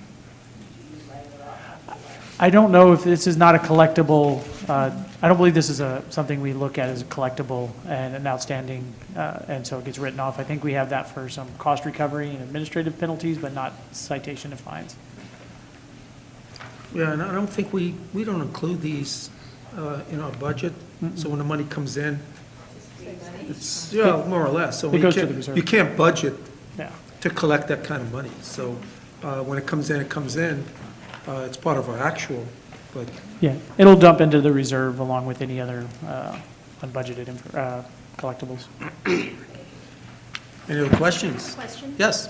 Thank you, Mr. Frenzel, for this report. On page 4, can you help me understand why some of these investigations are pending 24 months? Are they each special cases, or is there one reason sort of that unifies why they take some of these take almost 2 years to investigate? Yeah, a lot of it could, almost, I want to say all of these cases are technical investigations and complex matters. And oftentimes they require extensive back and forth with the licensee, collection of documents. Some could be what would amount to banker's boxes full of materials to review. In addition, a lot of these cases necessitate what's called an investigative hearing. I believe you sat in on an investigative hearing at the EAC meeting, and those can add anywhere between 4 to 6 months to an investigation by itself in terms of scheduling and then conducting when they're in that particular area. And then, so there's a whole bunch of factors that really address this, but it is an area that we try to focus and try to get we're trying to be more strategic at the onset, at the complaint intake area to collect data, to collect information sooner, so these can turn over to the investigators in a fuller, kind of fuller package and full investigation, so they don't end up in the 24 months. Anything else? Thank you so much. Ms. Pierce will be giving the licensing report. Thank you. So I want to start off the licensing division report with some very, very positive news. All applications, including examination, CPA licensure, and firm applications, are being processed within 30 days of receipt. So we have made huge progress in the last few months, and we are under our 30-day goal of processing. And I know Gina Sanchez, the licensing chief, typically provides this report, but we have her back at the CBA office. She's continuing to work and monitor the progress that's been made to ensure we maintain our 30-day processing timeframes. Over the past several months, staff have worked alongside management to discuss ideas and identify efficiencies to meet the CBA's processing goal of 30 days. CBA management and staff have also participated in voluntary overtime to address the large inventory of examination, licensure, and accountancy firm applications. And I would like to just take a moment to recognize all staff and management from the enforcement, administration, and executive divisions who really worked together and contributed to our return to that 30-day processing timeframe. There have been enhancements to processes with examination and licensure application processing, which we have identified in the agenda item, and these have also contributed towards the reduced timeframes. Most of these are initial steps that we're taking until we can embark on a larger scale business modernization project that's expected to provide significant board-wide automation, but that won't occur for a couple of years. I'd like to highlight an upcoming licensing program enhancement, which includes an online initial licensure application. This is in the testing phase, and I anticipate that it will go live shortly, hopefully maybe by the end of this month or in December. This will create a more efficient way for applicants to submit their application and will allow them to check the status of that application online as well. And this is not a new database or software system, but we have expanded the current online examination application system that's used by examination applicants. Additionally, following the implementation of online license renewal, which I talked about a short time ago, the next phase will be to extend the ability to pay application fees online to examination and licensure applicants. One other project staff are working on is revamping the licensing activity report, which is included as an attachment. We want to make sure the report reflects a clearer picture of workload, inventory, and achievements of the licensing program. One of the items on the activity report is the average processing timeframe of fully completed applications. This number is derived from the monthly averages between July 1 and October 28th. While this number does provide a guide to the board and stakeholders regarding application processing timeframes, we're exploring options to provide more real-time information. CBA members can expect changes beginning in January and continuing throughout 2019. So So that concludes my report, and I'm happy to answer any questions that members may have. Questions? Thank you so much. Thank you. As we are quite a bit ahead of schedule, I'm not hungry yet, but let's go to item 11. Agenda item 11 is the approval of minutes. Can I get a motion to adopt the minutes of September 21, 22 of the California boards and the minutes of the strategic planning workshop, which is specifically agenda items 11A and 11B? So moved. Any discussion? Public comment, call for a vote? Mark Silverman, Yes. Michael Savoy, Yes. Katrina Salazar, Yes. Corolla Nicholson, Luz Molina Lopez, Abstain. Soshi Leon, Yes. Carrie Ann Farrell Hines, Yes. Mary G. Young, Yes. Nancy Corrigan, Abstain. George Familet, Yes. and Alicia Burhow. Abstain. Motion carries. Can I also get a motion to accept the minutes, specifically agenda items 11C through 11E? So moved. Second. Discussion, public comment, call for a vote? Alicia Burhow, Yes. George Familet, Yes. Nancy Corrigan, Abstain. Mary G. Young, Yes. Carrie Ann Farrell Hines, Yes. Soshi Leon, Abstain. Luz Molina Lopez, Abstain. Corolla Nicholson, Abstain. Katrina Salazar, Yes. Michael Savoy, Yes. and Mark Silverman. Yes. Motion carries. All right, let's jump ahead then to item 12. Report, is there any report on the, well, there's a State Board of the American Institute of CPAs. Katrina? Yes, thank you, President Savoy. I was able to attend the October 3rd meeting by video conference and telephone. The State Board Committee, there are just a couple highlights I wanted to share. I think we've talked a lot about what's happening nationally here, but I wanted to share with you sort of the kind of topics and things that happen in this lengthy committee. There is conversation looking at national passing rates, breaking out the trends. I did speak with Patty Bowers previously, and there is information sent to our executive director. I believe it is, maybe it is annually. Patty could clarify, but that information is being conveyed at a very detailed level to our board and is available as needed. But again, this committee is looking at overall exam sections, passing rates. There was some conversation on the content update section about data analytics. This is something that's been sort of a hot topic, and we've had on our, in our conversations. One thing that I thought was interesting was the comment that this is appropriate testing material based upon the current exam blueprint. And so I would just share that with you because there's a lot of concerns or sometimes there's a belief that maybe there is no coverage within our blueprint for these things. So I'd remind everybody that we do have an exam blueprint that does guide what is appropriate exam content and that is periodically revisited.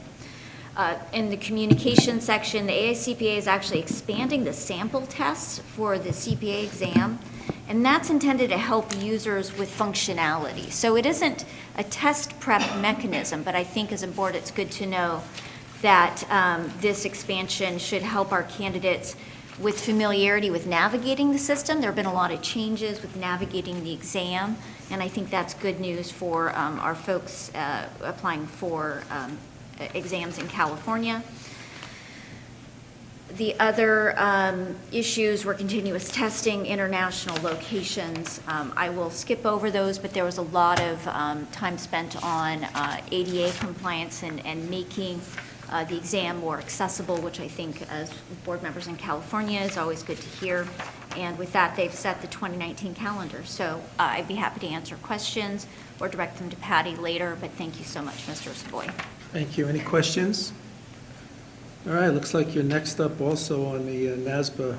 On everything. All And right. yeah, the rest, Okay. maybe you'll take us to lunch and then maybe you won't. So we've had a lot on NASBA. What I will say is that in terms of the Pacific region role, this board does get focus questions from NASBA, which are the source of conversations within the Relations with Member Boards Committee to make sure that NASBA is addressing issues. But one of the most important things as Pacific Region Director is facilitating periodic conference calls of which each state in our region participates. So we did have not a call, but we actually had a regional meeting at the annual event. And some of the highlights that I would just share with you, part of those conversations had to do with the evolution work group, which was mentioned. There's conversations about education and consistency. So different jurisdictions look at the qualifying education differently. So there was a lot of conversation about upper division versus lower division. What does your state do? And again, these things become relevant in terms of mobility and as CPAs move around. One of our neighboring states is actually looking at increasing their requirement for upper division coursework from 18 to 24. So again, we'll continue to monitor that. I did learn that Guam does have a program at their one university there to attract accounting guest lecturers. I thought that was fascinating, so I would share that with you, and I'd be happy to connect you with folks if that is an interest of yours. Peer reviews, there was discussion about peer reviews, evaluating those, and we were reminded that there is some NASBA guidance put out by the Compliance Assurance Committee on evaluating peer reviews for the various state boards. There is a neighboring state that's evaluating the inactive versus retired definition. So again, there continues to be a lot of conversation. The states are reevaluating and tweaking their rules, and again, about the technology and the need within the profession to make changes. So those regional meetings are very important, and if you will indulge me, I will mention that focus questions will be coming out again for our board to look at. There was a communications pack released by NASBA today, so some of you board members may have received that, and that's how you're going to get in one email a lot of information with a lot of updates. And I would share that the Strategic Planning Task Force at NASBA, the strategic plan was approved at their October board meeting, and as Mr. Dustin mentioned, that pipeline issues are part of that, and so I would just share that with everyone, that there is a new document out there, and I'd be happy to get a copy to you if you have not received one. And with that, that concludes my report, unless there are any questions. Yes, Alicia. Just real quick question. So are they looking at, in terms of the retirement model for other states, are they looking at our model, or are they having different rules? They are just evaluating the distinctions and the definitions now that they've got some things in place. The UAA has addressed it, and so now states are kind of going back and looking at it. If you recall, I believe California was one of the early states to address this, and so the UAA is slightly different than our rules, so it'd be lovely if everybody did what we did. But I think so. What we're finding is that it's a little different, and so those conversations and putting people in the same room are helpful, as we have people traveling with mobility between these areas, and so it can help us identify where we might need more education for our licensees that could be working in other areas. So we'll continue to work with just monitoring issues and forwarding them to Patty should they come up. Thank you. Any other questions? Yes. We've talked about the concerns about the shrinking pool of qualified peer reviewers, and is that something that you all have been talking about at the NASBA level, whether that's a phenomena of the, across the country, across the different jurisdictions, or? Well, and we might even, when at the conclusion, and invite, since we are fortunate to have a NASBA representative here, to see if there's any more feedback. But, my recollection is that peer review has been widely discussed. I think that other states are starting to see what we're seeing. my perspective may not be the NASBA perspective, but I think we have been asking questions as a state about what's happening with the peer review population because of what we're seeing here, and that's been pushed up to the AICPA. Because initially, my recollection is they weren't tracking it at the level that we had asked for. So Patty, I don't know if you have additional insight into what they're doing, but right now there is, I will say, a lot of conversation. Mr. Dustin mentioned that there is going to be edits to the peer review, I think Rule 3, and there's going to be an exposure period for 6 months in 2019. And so hopefully that will prompt folks to be looking at different jurisdictions to look at that exposure language when it comes out, and then also hopefully revisit that issue.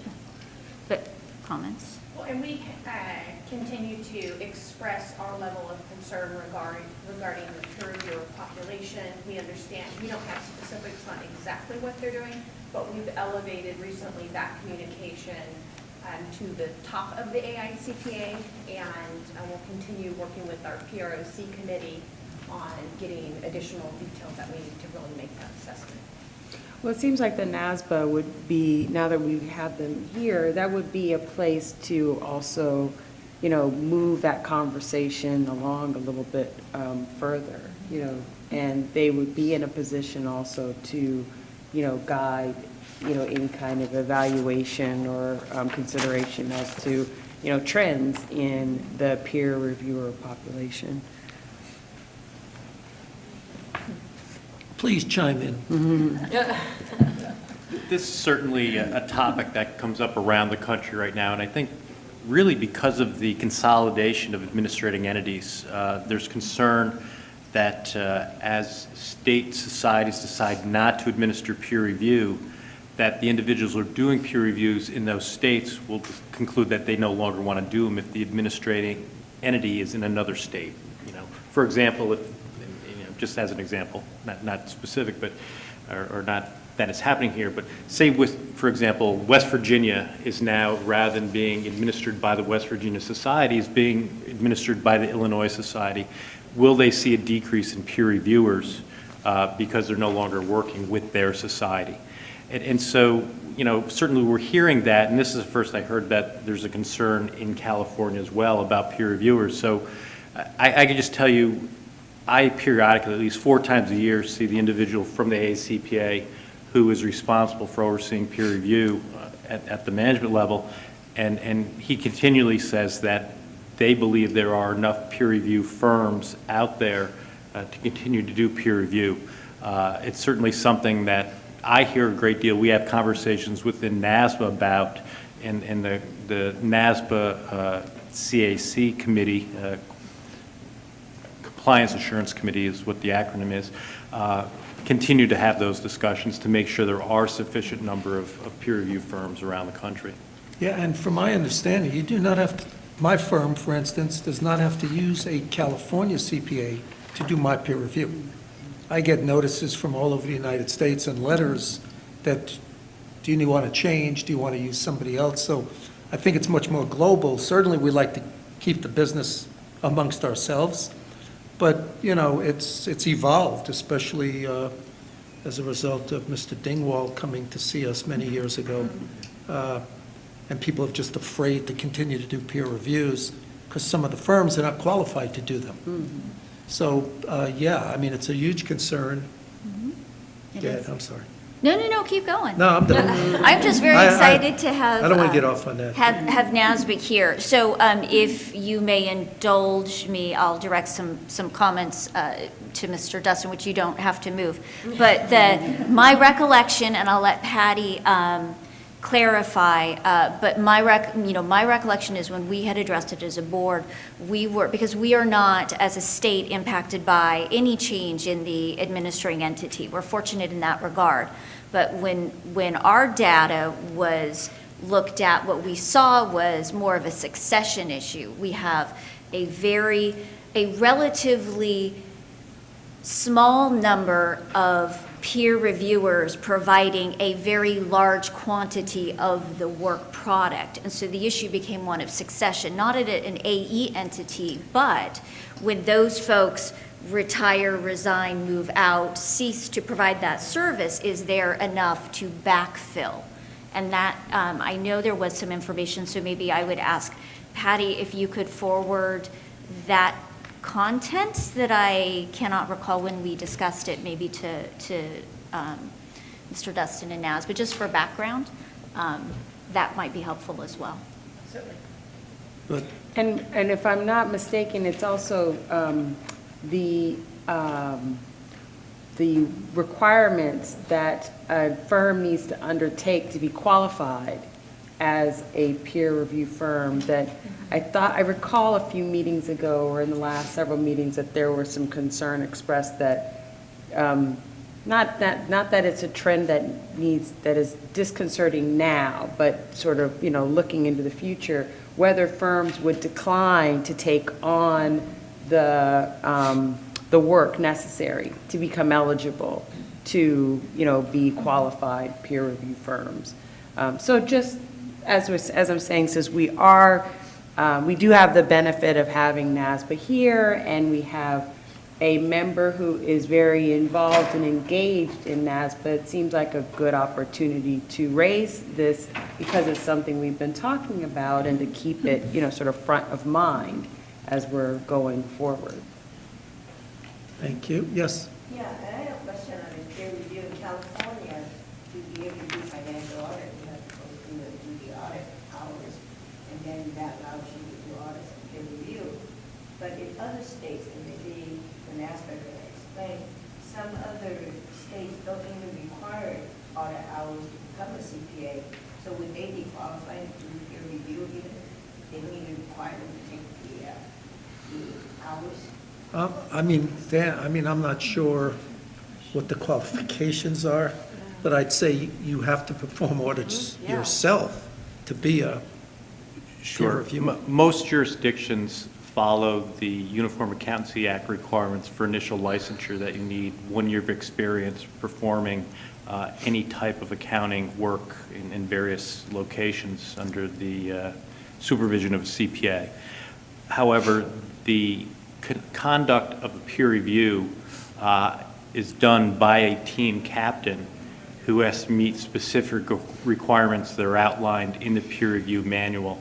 So even though individuals may be licensed as CPAs without a test experience, the requirements to perform a peer review as a team captain and to be on the peer review team, there are specific requirements that you would have to have at test experience. So those folks are individuals who are practicing in that area. Yeah, I wonder if we should bring that about in a future meeting to at least enlighten us and educate us, since we're very concerned about it, about what the requirements are and how many peer reviewers are we aware of in the state of California over the last X years. So let's become more proactive in it than reactive. I think it's a good idea. Good comments, I like that. Okay. That's, takes care of that. All right, flipping back and forth let's go to item, Alicia, are you prepared? I am prepared. To give your report on the Committee on Professional Conduct from this morning? I am more All than right. prepared, Mr. That's President. Thank you so much. Agenda item 10. All right. Thank you very much, sir. We're going to go ahead and move on to item 10A2, and that is the discussion regarding changes in eligibility requirements of the American Institute of Certified Public Accountants Accredited in Business Valuation Credential. The committee met this morning to discuss, and staff reported that the purpose of the item was to discuss the recent changes to the American Institute of CPAs Accredited in Business Valuation, or ABV credential. This credential is offered by AICPA, and for those who qualify, it indicates that they have demonstrated a certain level of expertise in business evaluation practices, and these professionals often work in areas of fair value reporting, mergers and acquisitions, and bankruptcy, to name a few. So historically, the ABV credential is only available to certified public accountants. In May of this year, the AICPA changed their eligibility requirements to allow non-CPA finance professionals to qualify and obtain the ABV credential. So staff recommended that the CBA direct the staff to monitor any potential consumer confusion and report back to the CBA for any recommended next steps. Does anyone have any questions on that so far? And thank you, Katrina, for bringing this to our attention. Appreciate it. So at this point, the CBC did not take any action. Moving on to item 10A3, discussion and possible action to initiate a rulemaking to amend Title 16 California Code of Regulations, Section 7.1, credit status for the computerized uniform CPA examination. So staff reported that the purpose of the agenda item was to provide an opportunity for the CBA to consider taking action to amend CBA Regulations Section 7.1 to accommodate a continuous testing format for the uniform CPA examination or CPA exam. The AICPA, in conjunction with the National Association of State Boards of Accountancy, have announced their intent to transition the CPA exam to a continuous testing format and eliminate the present testing windows. To accommodate the upcoming transition in 2020, a minor change in CBA regulations is necessary. So under the present format of the CPA exam and consistent with CBA regulations, an applicant can only take an unpassed section of the CPA exam one time during a testing window. Under continuous testing, this provision would no longer be applicable.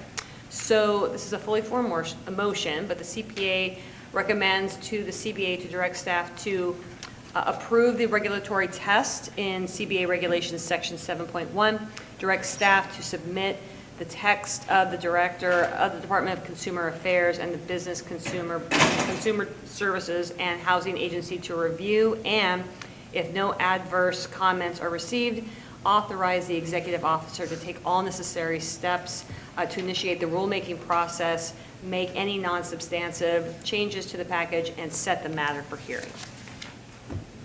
Phew. Do I get a second? Do I hear a second? I don't think, it's a fully formed motion, so we don't need a second. It's Oh, just first and second It's just is right. a. All right, any discussion? Yeah.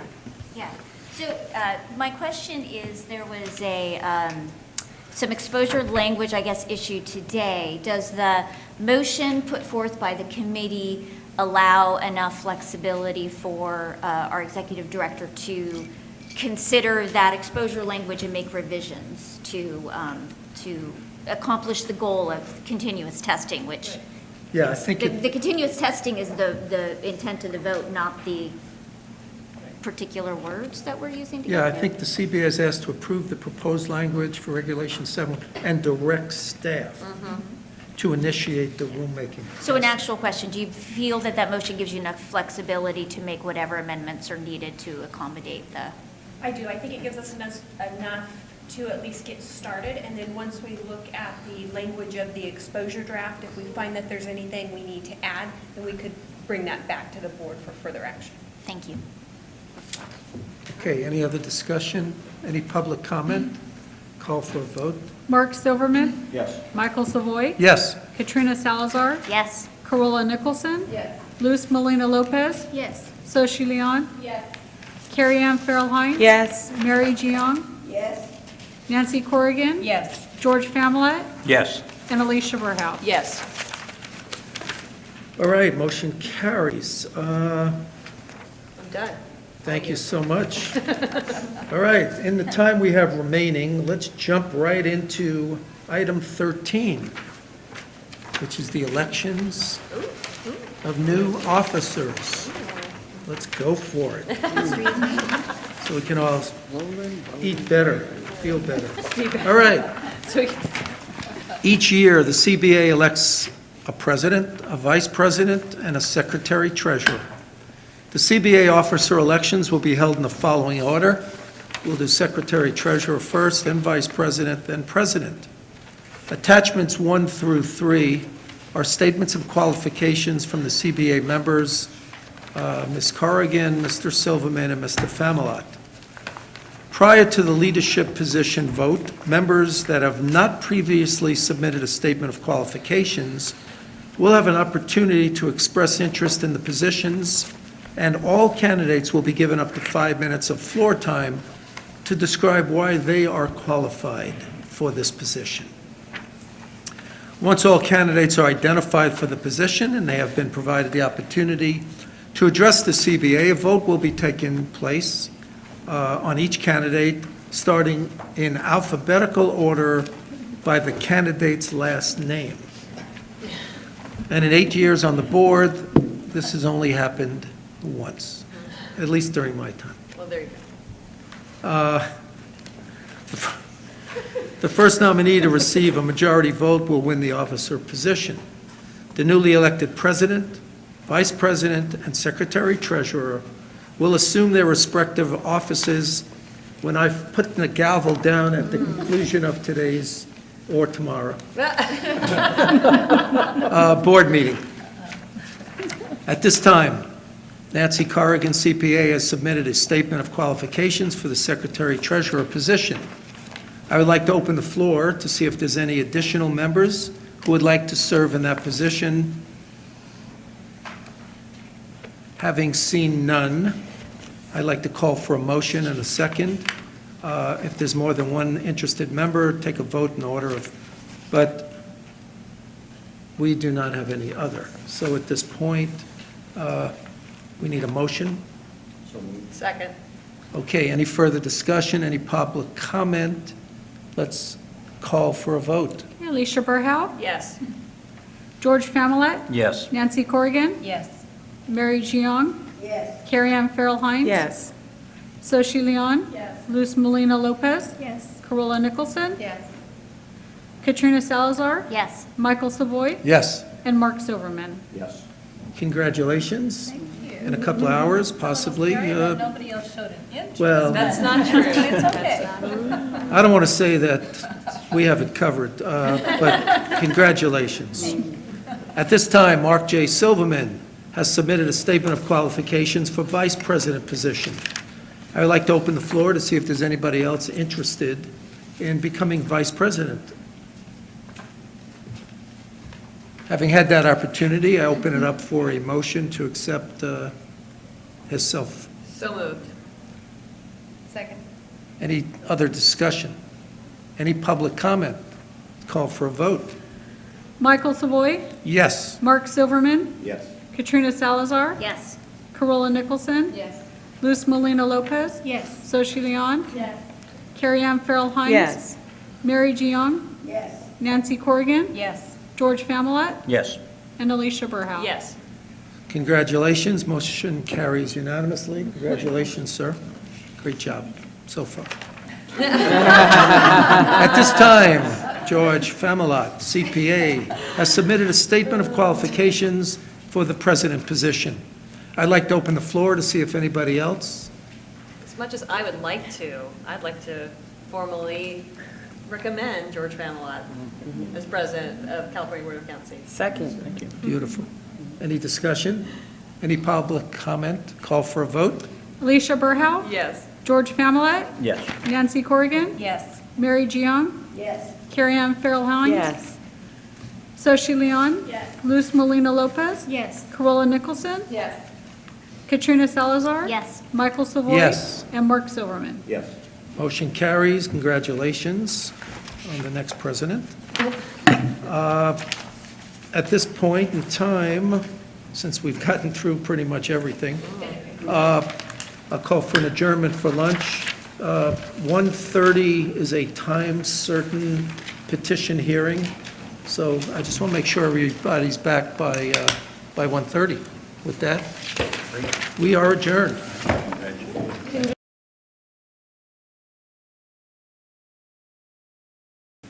Okay, we're back on the record. Thank you. Next up, order of business is a petition for reinstatement. I'll turn it over to Your Honor. You have a full quorum here. Yes, we do. All right. Good afternoon. I'm Administrative Law Judge Teresa Brell. I work for the Office of Administrative Hearings. I don't work for the Board of Accountancy, but I will be presiding over the hearing today. And I'm now going to open the record. The case number is OAH, case number 2018. 201809027. Oh, sorry. I was wondering if that was going to work. Let me say the number again. It's case number 201809027. We're here for the petition for termination of probation by Donald G. Lucia. It also has a case number, a Board of Accountancy case number, AC 201449, and this hearing is being held on November 15 of 2018 in San Diego, California. Now, may we have appearances first for the Attorney General's office? Yes, good afternoon, Your Honor, and members of the board. Deputy Attorney General Carl Sani. And for the petitioner? Good afternoon, Andrew Wright, on behalf of the licensee, Don Lucia. All right, so Mr. Soni, I'm going to allow you to present the documents and make any statements you'd like to make at this point. Thank you again, Your Honor, and members of the board. Again, I'm Carl Sani, appearing on behalf of the people of the state of California pursuant to Business and Professions Code Section 5115. I would like to first mark for identification and offer into evidence as Exhibit 1 the original packet, petition packet with the accompanying documents attached to it. The board members and the petitioner's counsel have been provided with a copy of the same set of this exhibit. The documents total about 43 pages and are Bates numbered DGL-PET 01 to 43, and I will refer to the document page numbers as PET followed by the page number. The petition itself starts at PET 4. Just quickly, I will give a summary of the case. Mr. Lucia received his certificate number 36308 on December 3rd, 1982. That's from the license history at PET 42 to 43.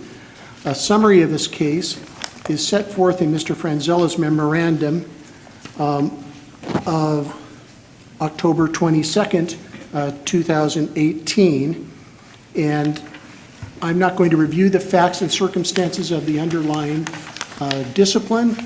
They are before your honor and the members, and I don't think it's going to be particularly relevant, but it is summarized in Mr. Franzella's memorandum. Instead, this petition deriving from the facts and circumstances of the underlying discipline, this petition arises from the petitioner's statement that he has completed 3 years of probation that was mandated by the board's order of discipline. And as set forth in Mr. Franzella's memorandum, he has completed all terms of his probation with the exception of the provision that requires the tolling of probation during the period of time in which the probationer resides or goes out of state. And in this case, Mr. Lucia states in his petition that he has located to Montana, and that I believe he has a few weeks that he may do some work in California, but other than that, his personal residence is in Montana.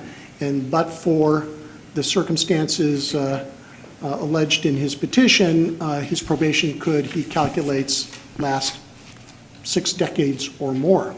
And so he seeks at this point to terminate probation since he is compliant with all the other terms of probation. Before I go into my position, I think it would be appropriate, we're not going to be swearing a witness because the members of the board have before themselves the sworn testimony in the petition of Mr. Lucia, and he is represented by counsel today. So Your Honor can either turn the time over to Mr. Wright. But before we do that, I have Exhibit 1, and it's Bates stamped a GGL and petition, and you went 1 through 43. But on the back of the packet, Mr. Soni, that you gave me, there's some other documents. Is that part of Exhibit 1? There's an October 30, 2018 letter to Mr. Lucia with some attachments. No, Your Honor. Those would be the notice of hearing in the event that either Mr. Lucia or his counsel were to appear. It would be proof of the fact that we gave them notice, but notice is presumed by the presence of Mr. Wright. So those are surplus documents. Do you want me to return them to you after the proceeding? Because it has original certified mail receipts. So that's not going to be part of Exhibit 1? Correct. Okay, Mr. Wright, do you have any objection to Exhibit 1 being received? No objection. Okay, Exhibit 1 is received. Mr. Wright, did you want to make any statements at this point? Thank you, Your Honor. I'll briefly address the board and to follow up Mr. Sani's comments. I represented Mr. Lucia back in 2014. We came to terms in the agreement, the stipulation. You know, we raised the issue of the out-of-state residence. He'd been residing in Montana prior to the settlement. And at that time, it was addressed with the Deputy Attorney General, not Mr. Sani, but another individual. And he sort of said, look, you know, we have the form in place. It's difficult for us to amend the form at this time, but come back in 3 years and you can petition, which is what we're doing. Mr. Lucia has maintained all terms, taken the CE, taken the extra CE, kept his license active.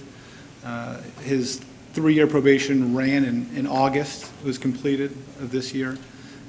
I can represent to you that, I'm not sworn, but it was the intent at the time that it would be a 3-year probation. It wouldn't extend indefinitely based on his residency. He does come back to town generally during tax season to assist his old practice in almost like a per diem tax repair. He's, I think, in his 60s.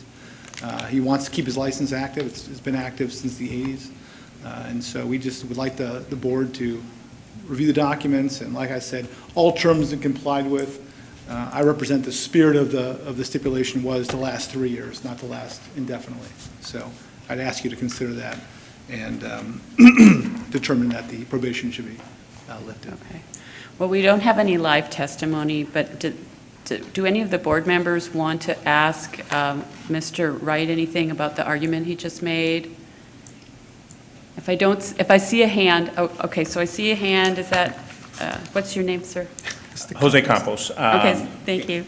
And regarding question 4, understood no restitution was required. Correct. The supplemental just seemed to have some indication that there was no financial harm anywhere in the process. So I'm just looking for any clarifiers there, given that commission arrangement and what have you back then. Yeah, so this goes back to 2004 and 2006.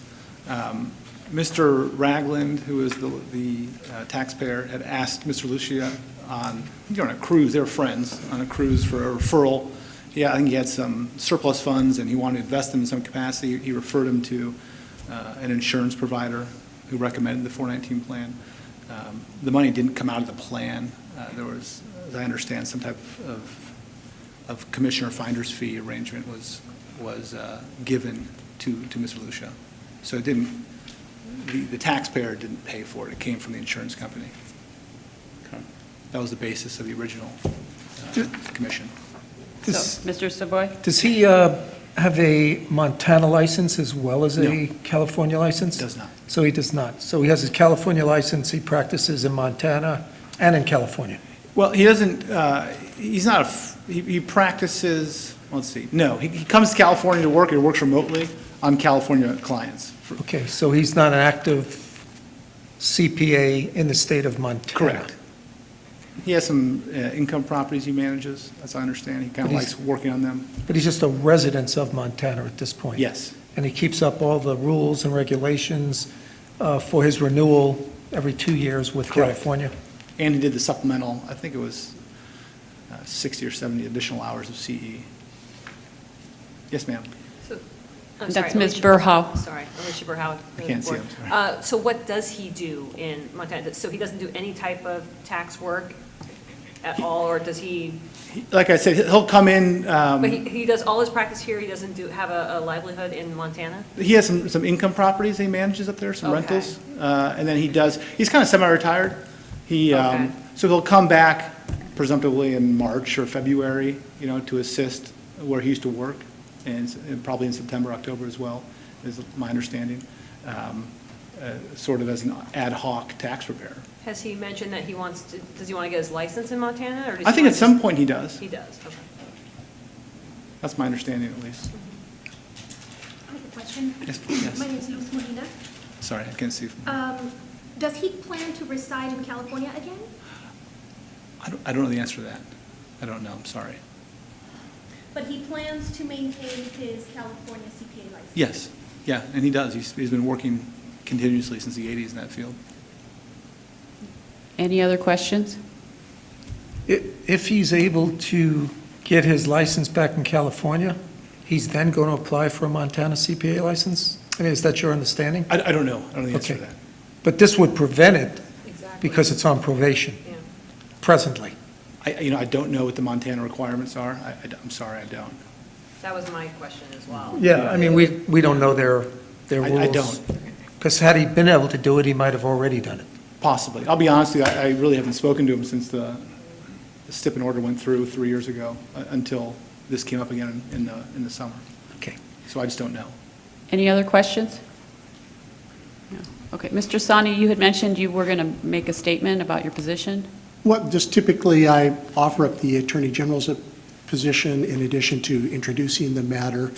And I would make a technical objection to characterizations by Mr. Wright with the deputy in another office. I don't know what happened, and Mr. Wright's not under oath, and so it seems like hearsay, but probably surplusage. But that technical objection aside, the main point from the perspective of the Attorney General's office is at the commencement of any probation or when one's being finalized, it's my understanding that an evaluation is made whether or not to put in the tolling term, which is generally inserted in all stipulations.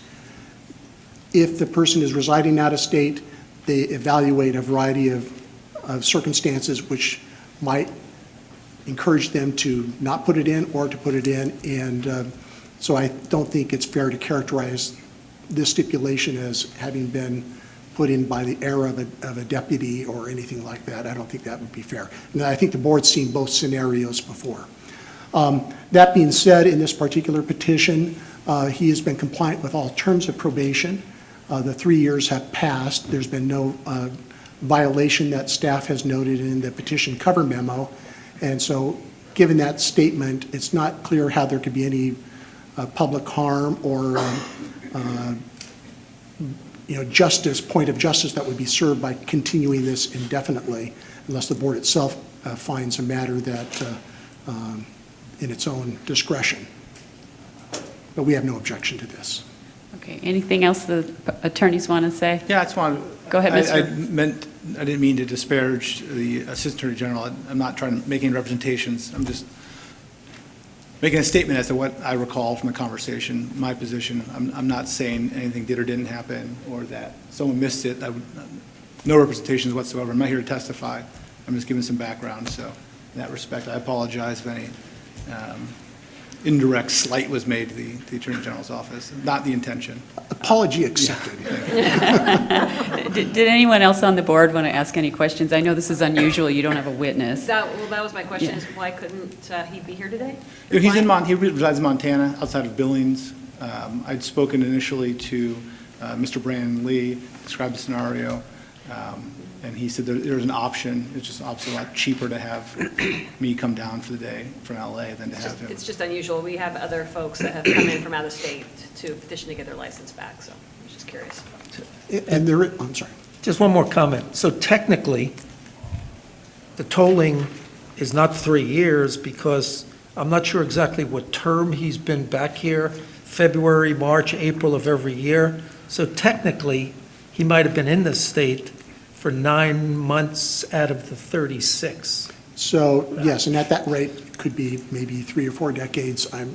Right. The point he made in his petition is would be 6 decades. But he has been back. He hasn't vacated the state completely because he comes back. Correct. Comes back to February, work. March, April of September, every year. probably. So, And those are the type of factors that I think the board takes into consideration. If someone's left part of their practice or has an expectation to come back, they may decide to put the tolling term in and let the time run and see what actually happens.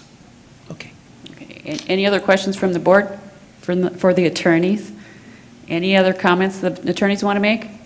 Nothing further, Your Honor. All right, well, then the case is submitted, and the board will meet in closed session, and you'll get a written decision in the mail. Thank you very much. I appreciate it. All right, so the matter's concluded. Counsel, there's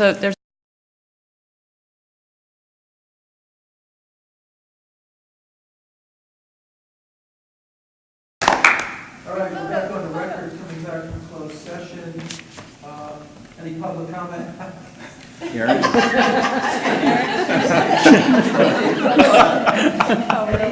What am I? Brian's on the next agenda. Having seen none and heard none, officially conclude this meeting. Thank